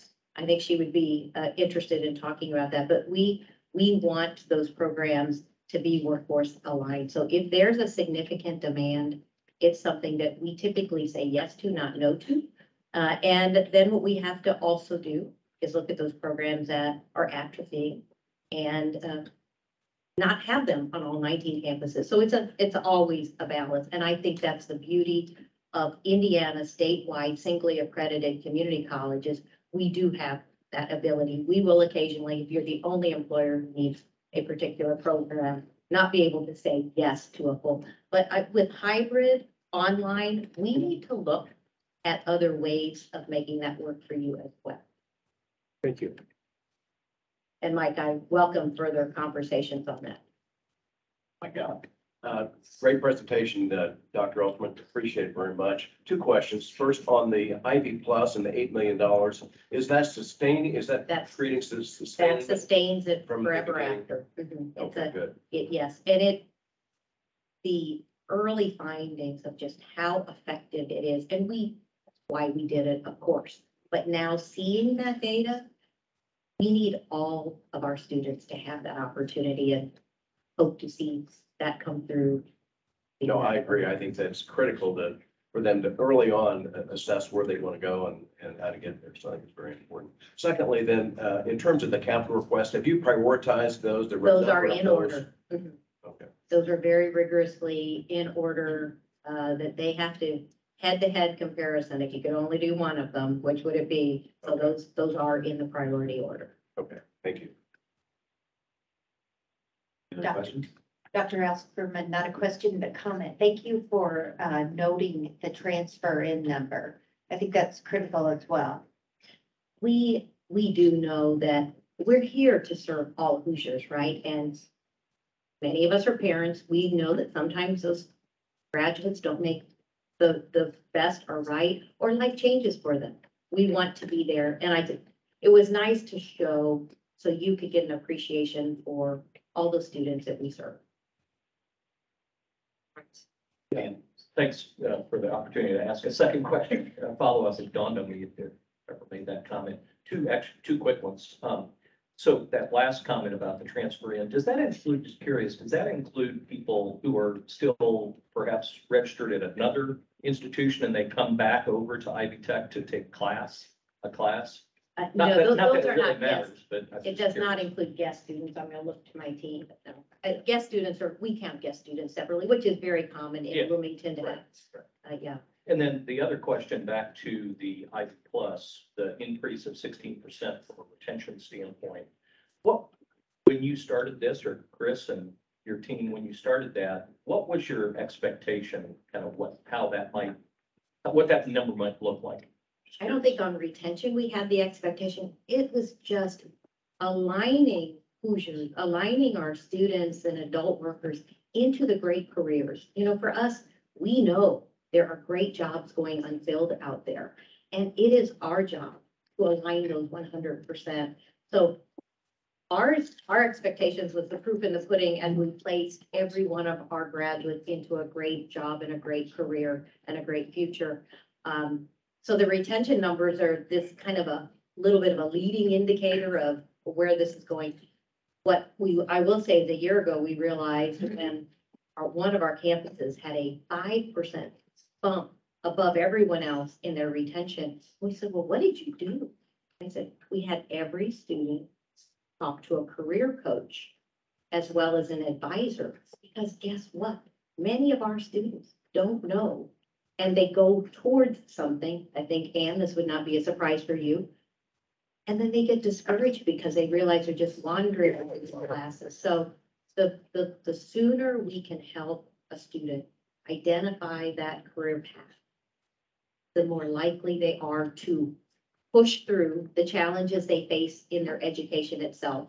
And the more quickly we can connect them with employers in our state and get them into great careers. So I don't know what our expectation would be, but we're just pleased to see the theory and the hypothesis actually pan out. Well, we just, for disclosure, my question is because, in fact, we at Cook, when we introduced some of our programs, for the folks that are out there that don't have a high school diploma or high school equivalency, we saw this significant number of people that came into the program who then completed their equivalency and came to work for us.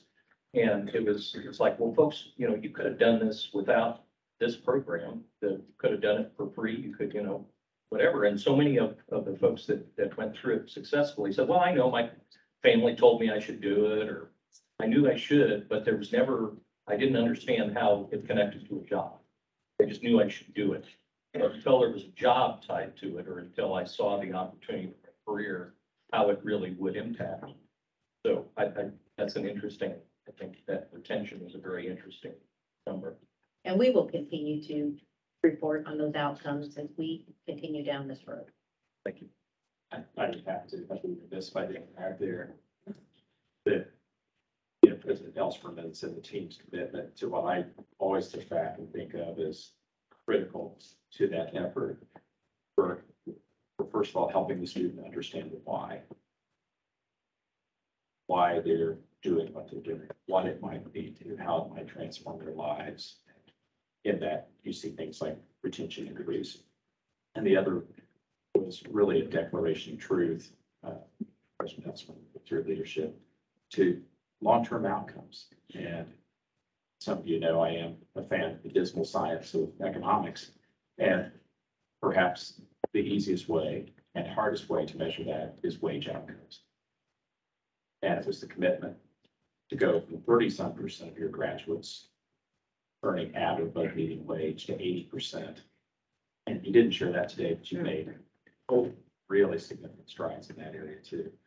I wouldn't editorialize on any of those, but I might have known a little bit about this effort. So, but that retention, understanding why retention, and then ultimately their economic and I would dare say social outcomes.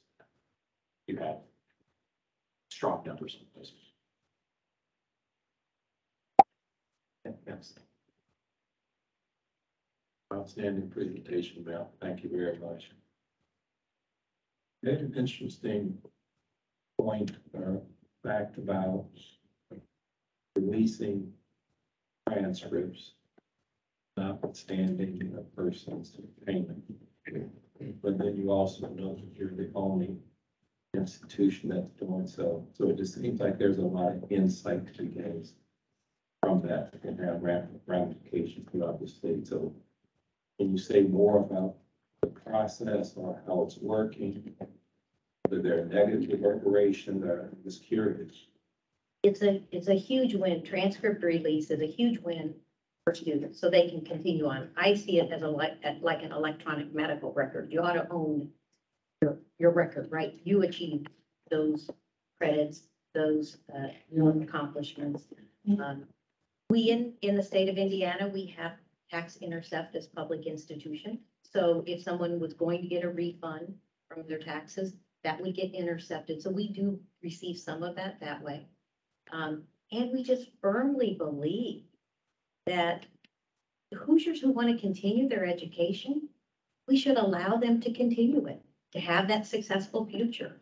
And when we sat down and ran the numbers, we said, you know what? We can afford to do this. Yes, we will delay maybe some short-term return, but I would much rather be paid back when that individual is in a 60 or 80 or $100,000 job than taking food out of the mouth of their children, right? It's just philosophically, how do we care about Hoosiers? So I'm proud that we could do it. You know, I'm hopeful that others will follow. It's just the right thing to do. I appreciate the heart in that and the nobility of that, if I could use that word. Is there some type of condition upon the release? Is it that you? No. They received their transcript.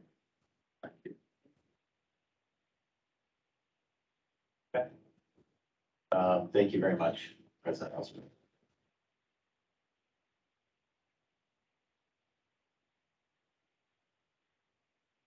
Presenter today is Dr. Ronald Roshan, President of the University of Southern Indiana. Roshan. Good morning. Good morning. Thank you for welcoming me as well. I want to just make one comment about President Ellsperman's question in response to you, Mr. Bland. I was at a meeting recently, and I remember President Ellsperman's pros speaking to this about the transcript release. And I went back to campus and I talked to my team about this because I thought this was not only noble, but also the right thing to do. So, we are at the University of Southern Indiana investigating this right now as well. I think that long term, what it does is what Sue indicated. It's in the right interest, right direction for candidates across the state. And then also, I think that in essence, it will see great return for our students and also for our employers and for students pursuing their degrees. So I just want to commend President Nelson on this idea. This is something that I think needs to be replicated without question. Listen, I am so excited about being here this morning. It's been far too long since we've seen each other face to face.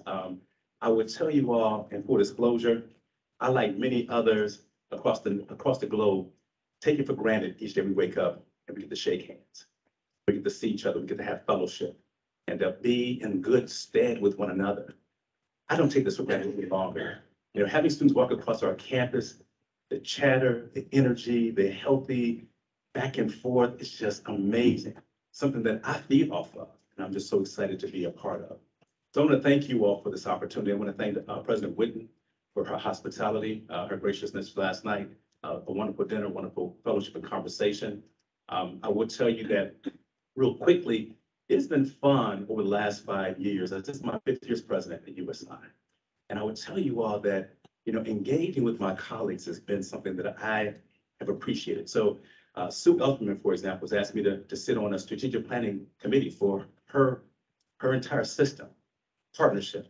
Pam Wigton is the president of a university where my daughter decided to come to. I'm not sure about you, what my child has said. She said, I'm not going to school, my dad's the president. So again, partnership. My child has graduated from the Kelley School of Business. She just received an offer from Very Global. Partnership, impact. So I'm excited about what's happening in the state, what's happening for higher education, what's happening for all of us across the entire state of Indiana. I think it's important that we collaborate, we join forces to serve Hoosiers. And then, Mr. Commissioner, I want to congratulate you, sir. So many have said this to you. I'll say it to you again publicly, that I'm so thankful for your leadership and your contributions. Chris came to our campus, sat down with me and my team, and they provided us with an opportunity to describe what's happening at USI, something that's so much appreciated. But he also described his intent, his ideas, his vision about what should be happening moving forward. But the best part of the conversation was his desire to listen to us. Some of the challenges we're facing in Southwest Indiana, but also talk about the opportunities, again, when we collaborate. So, Mr. Commissioner, I congratulate you, sir. And then also, last but not least, commissioners, I just thank you all for your time and your commitment to this effort. It is such an important endeavor. I want to acknowledge real quickly Steve Bridges, my CFO, Mohammed Qayyum, my provost, Dr. Khalil Doss, our student affairs VP, and then also Mr. Aaron Trump. He is in charge of government chief relations at the University of Southern Indiana. They've joined me, and I just want to acknowledge part of my executive team for the work that they have done being here as well. USI, as you can see, is an institution that is like many others across the state. We are always trying to find brag points, indicating what's going on at USI. It's such an important story for me, always. I won't go over this slide, very thoroughly, but I want to point out one number, and that's that number 1. We are truly the first public university in the state of Indiana to successfully launch a satellite into orbit with NASA. We had undergraduate students that had led this. This was an initiative that I take great pride in. The exciting piece of it, though, is that we had engineering students, electrical, mechanical, we had physicists, we had computer science students, interdisciplinary approach with regard to getting this launched. And the success of this has been extremely huge. This satellite was in orbit for 994 days collecting data. Something I'm very proud of, and I take great pride in it because of your investment in USI to even have an engineering program. This slide really kind of just describes for you all just the demographics that we have at USI. It gives you a sense. Students continue to change their expectations at all universities, as you already know. USI is ensuring responsiveness to the needs, intellectual, social, emotional, cultural, and physical needs that they have within and outside of classrooms. We have expanded our online course offerings that you can expect even before COVID. Even with regard to our hybrid delivery, we have increased that as well. Our students are desiring more flexibility with regard to pedagogical practices, and we are being responsive to that. The age of students is rising, as you know, which is an exciting component with regard to adult learners at USI and across the state.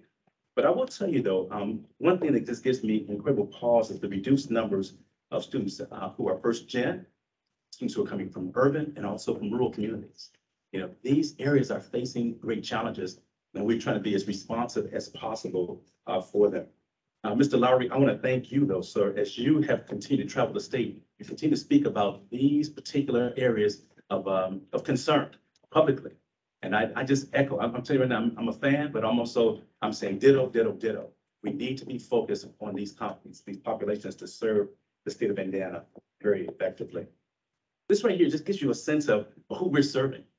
USI remains focused on delivering educational assets to Hoosier students, without question. We are a campus that has a mantra since I became president about the N of one. I was in a meeting with faculty, and I'll never forget it. One of my Quantenoid-driven faculty members had indicated a response to something that I had raised as a concern for the university. And said, well, listen, Dr. Rushan, you know, as you talk about these problems, you know, what is the significance of this with regard to numbers? What is the percent of students, you know, that are falling in this category? And I said to this faculty member with great due respect that Ann Bowen, a student who has a family, matters. The N of one matters.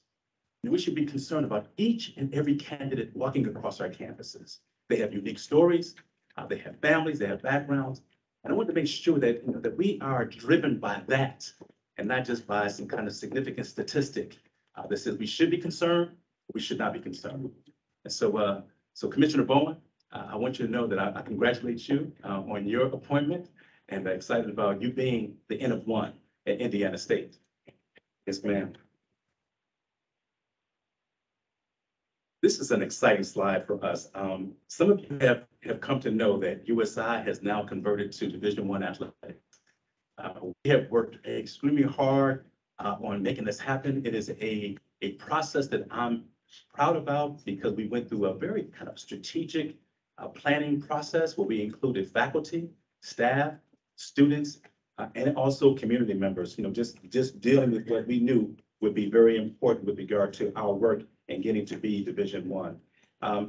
I think that what we're finding out without question that this is going to elevate our opportunity to have even more brag points about the University of Southern Indiana. I think that you're going to find out that it will elevate the university's athletic components, but also academic as well. We have had momentous tractions here across the community, in particular, folks that have been extremely happy. We're competing now, effective July 1 at the Division I level. I think this is going to help us drive our enrollment, attract new prospective students, and also improve the overall experience of students at the University of Southern Indiana. This has been an exciting component with us. We are now members of the Ohio Valley Conference. And so I want to encourage each commissioner, please come and see us compete. Come and enjoy an opportunity to visit our campus and to see our student athletes involved in their craft. I will also tell you something that's very important, that you'll find that the student athletes at USI are some of the best performing students academically. Graduation rates, highest GPAs, successful matriculation, and on-time graduation as well. This is an exciting component with regard to who they are and what they do. Last night, Commissioner Lowry mentioned the word metric as an important indicator with regard to success of an institution and success of the state. This right here just describes the expectations the commission has of our university. And I'm excited about each of these components. You can see that we are in the green, going in the right direction in each area. But the one that I take great pride in, and most importantly with regard to your work and your expectations of us, is on-time graduation. This is my third time presenting since I've been president, and each time we have increased our on-time graduation rates at the University of Southern Indiana. I give credit to the faculty, the staff in particular, and also our students who are working, of course. But we have a committed community to making sure that we are in the right area with regard to your expectations of our work and our deliverables. If you wouldn't mind, I'll just get right into our line item requests. I have two that I'm going to speak to right now about Historic New Harmony, and then also do a credit achievement program. The CAP program for USI continues to be something that we respect, something that I'm extremely proud of as well. We have amazing relationships with high school area teachers, high schools, high school administrators, and so we are seeing students coming in to USI and also institutions across the state with college credits. I'm finding out that these students are coming in a little bit more steady. Their footing is a bit more assured. The navigational skills are a bit solid as well. They have a bit more confidence, and I'm finding out that they are doing well as they're entering the university setting. So I am excited to report to you all that we are in good stead with regard to our CAP program, and I want to ask you that you continue to support us in this regard. Historic New Harmony is a state treasure. USI has been a caretaker of Historic New Harmony since the mid-'80s. And you'll find out that when you visit New Harmony, it is a place that we are attracting individuals from across the state, across the nation, across the globe.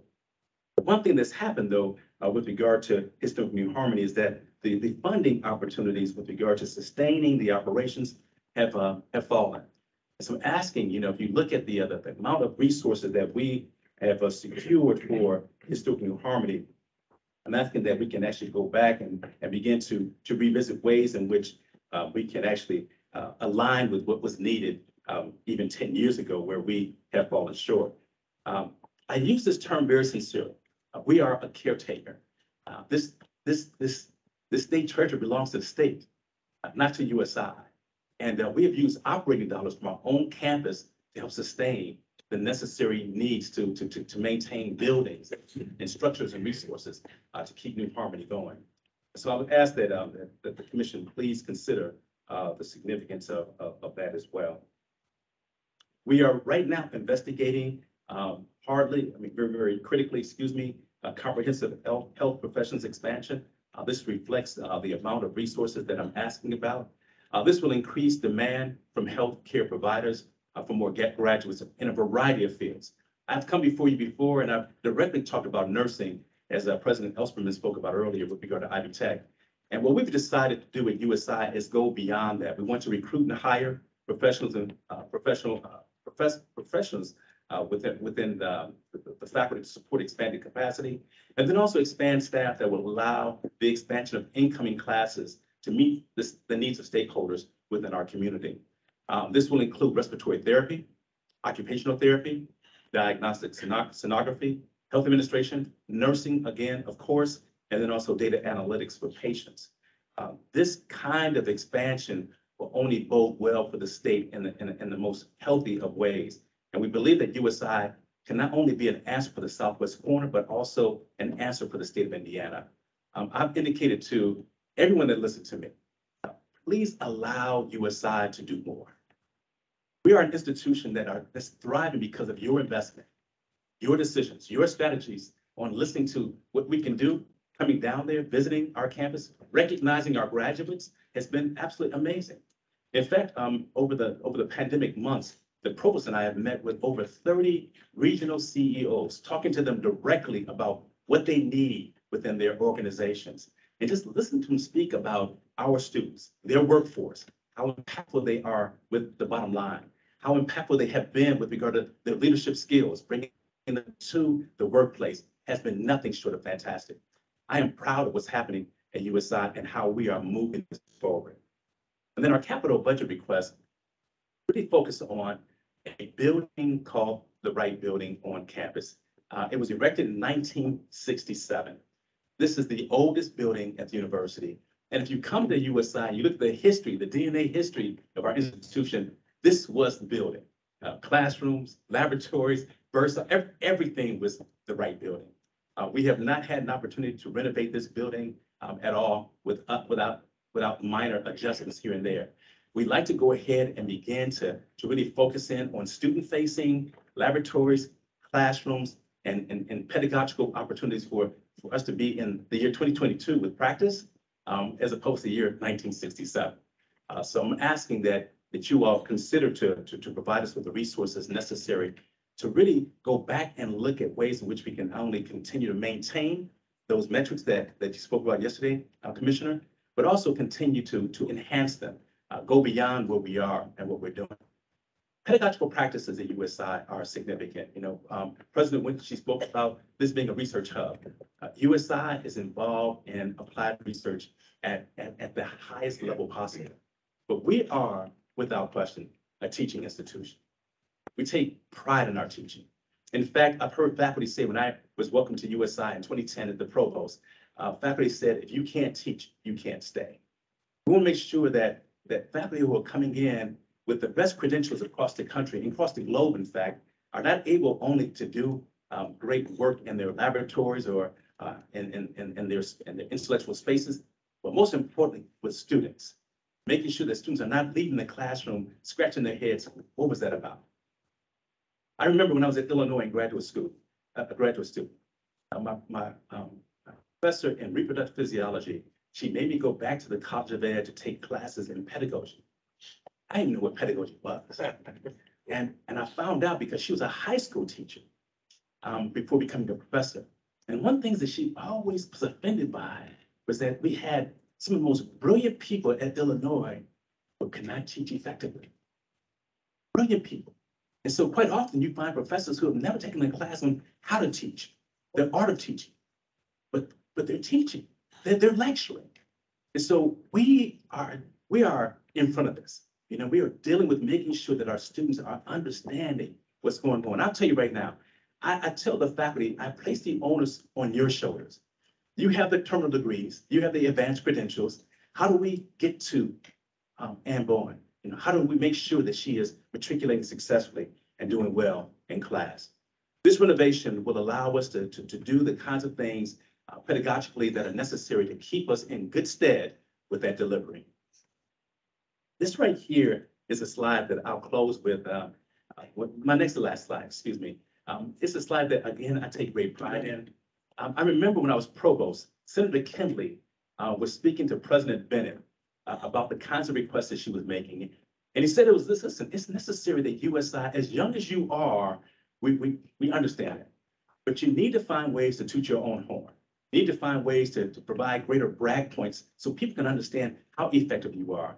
Well, USI has been doing that. We have been working hard with our marketing strategies, our branding strategies, and this right here was very unique. We were invited by the college tour. Some of you may have heard this before, but it's an actual streamed television series that's available now. And it was actually developed by this gentleman standing next to me with a T-shirt in his hand, Alex Boylan. Alex actually had a niece who was actually college age, going into school, and her mom was having a difficult time getting her on college road trips. And he was able to go ahead and do that, fulfill that board's needs, but he was recognizing that not everyone had the same kinds of opportunities. He said, listen, instead of taking kids to colleges, let's bring colleges to kids. And so bring it to their living room. So if you go to the website, you'll see this. We are the only public institution in the state of Indiana that's been invited to participate at this point. And it's a wonderful 30 minutes of a narrative, stories from our students about their experiences. I promise you, you will not get bored with this thing. Now, if you had to read one of my papers, you will fall asleep. But watching this narrative, this 30-minute caption about USI, you see the beauty of our campus, but you're going to hear stories about our students. We have one student, for example, from Fishers, studied biology, now in medical school. Another student, an adult learner, a mother balancing coursework and also raising her child in respiratory therapy from Evansville. And then also we have another student who had a second chance, who came to USI and didn't do well academically. In fact, was dismissed academically. We gave that student a second chance after going away for a while, and came back and graduated with honors. This is the kind of success that we're seeing at USI. The college tour is just one great example of that.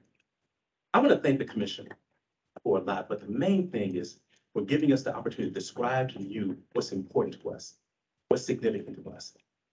I'll tell you right now, what wakes me up with joy in my heart every day are students. I make no apology for this, publicly or privately. the most important constituent group at the University of Southern Indiana today, tomorrow, and also yesterday are students. The lights are on because of them. I have a job because of them. I've been provided this. I've been blessed to serve students.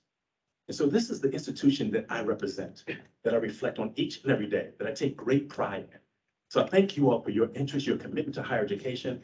I thank you for your commitment to allowing us to serve students at the best way possible, and most importantly, having an impact on the state. I'll stop there and entertain questions, but thank you so very much. Thank you. Any questions?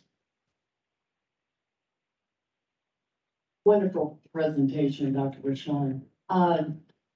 I love your comment about and the N of one drives us. I wrote that down. That is absolutely beautiful. So thank you for that being one of your It's my mantra. true north. Oh, without question. And yeah, Thank you. and I think we all need to remember that. I'm new to the commission board, so I have a question about this historic New Harmony. Yes, please. How did USI get to be the caretaker of that and why? You know, if you don't mind, can I call my CFO on this one, please? Because he has a history. Steve, can you? Sure. Please. So back late '80s, a unified project came to be between the Indiana State Museum and USI to spearhead, raise the visibility of this community. Our role at the university is programming and education. The role of the State Museum is to help with curatory processes with our collection. So New Harmony was a utopia. You may be aware of that, a very unique community. And our role is to help carry that history forward. And we've done that since the late '80s. Our first president, David L. Rice, had a passion for New Harmony, up to it, including the bridge, which has been closed, and he was very passionate about that for those who might know his work in that area. So we've had a long-term commitment to New Harmony, and our role that's been done from a request from the state back in the late '80s, and we continue that today. We've never lost sight of it. We invest about almost 500,000 of our own dollars in that on a yearly basis. And that's the reason for the request, and getting that back to where it was, because we see it no less as a treasure today than it was back in the late '80s. We're asking to take that one. Thanks, Steve. So is this a one-time request or will this need continue Well, in the future? The need continues without question. You know, if you come to New Harmony, you'll see that there are one building, for example, at Athenaeum. We have been involved in providing operating dollars even for the roof. You know, these are structures that are historic treasures to the state of Indiana, and we need that appropriation to continue without question. Do you provide some of the, I don't know, role players to illustrate how the community got started? Because it looked like in the photo you had somebody, an actor. Yes, ma'am. Doing some of the teaching. Yeah, you'll be very pleased with New Harmony, the number of students that are visiting New Harmony, classes that are taking place there as well. We tried to make sure that this community is as active as possible. They are very dependent upon our student body, maintaining the kind of livelihood, if you will, within the community also. Thank you. Yes, ma'am. I should tell you also, Steve Bridges is our first alum to go to USI, received 2 degrees and rise to the level of vice president. So he knows a lot of history about New Harmony. In fact, he wasn't that great before.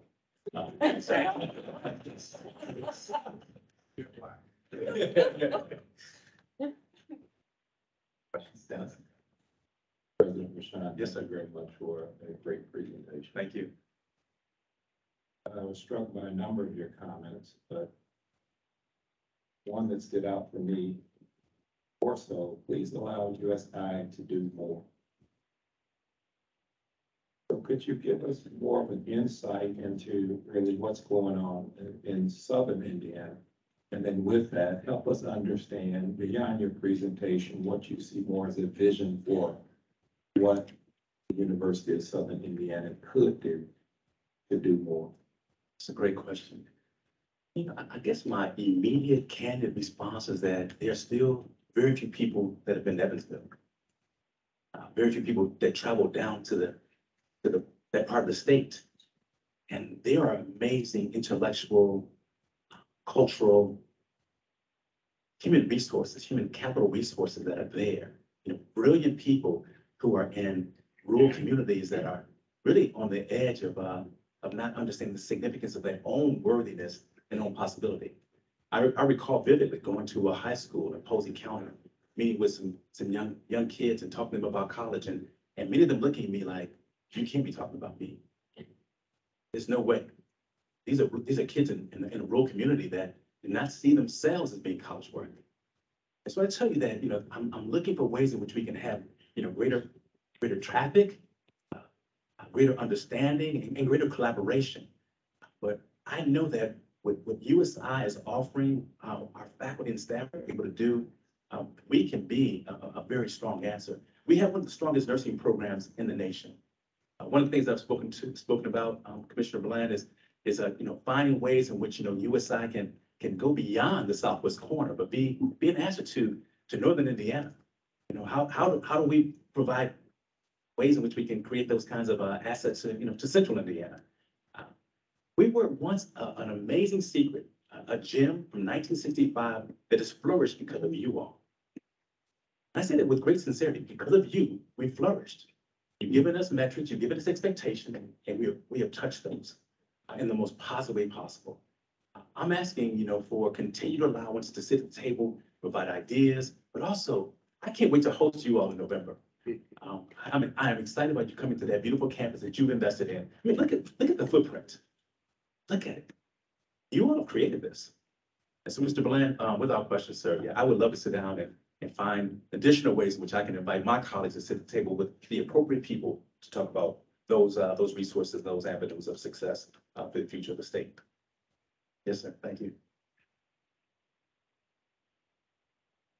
Other questions? May I just, before we close, may I just say thank you also. I just want to thank Commissioners Lowry's staff. They do a phenomenal job. I also want to just congratulate Michelle and Stacy as well publicly. And then I want to just publicly embarrass Liz. You know, Liz and I, she knew me when I became president. She was one of the first people to welcome me to the presidency. She has always been accessible when I needed data or answers or guidance. Just an amazing, and I mean this, I say this word very sincerely, amazing mentor. So congratulations. I'm very happy for you. I'm happy for us that we still get to keep in the state. Yeah. You know, so, but I wanted to thank you all again, and Commissioner, again, sir, congratulations. Thank you very much.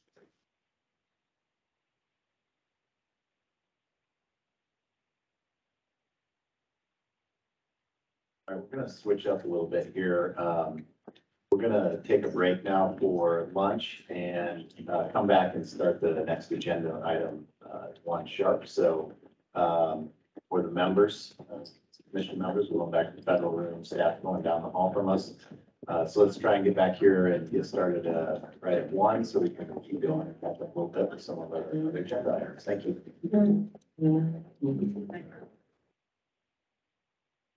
Karen and I.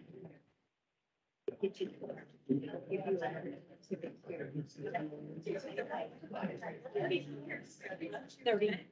Probably.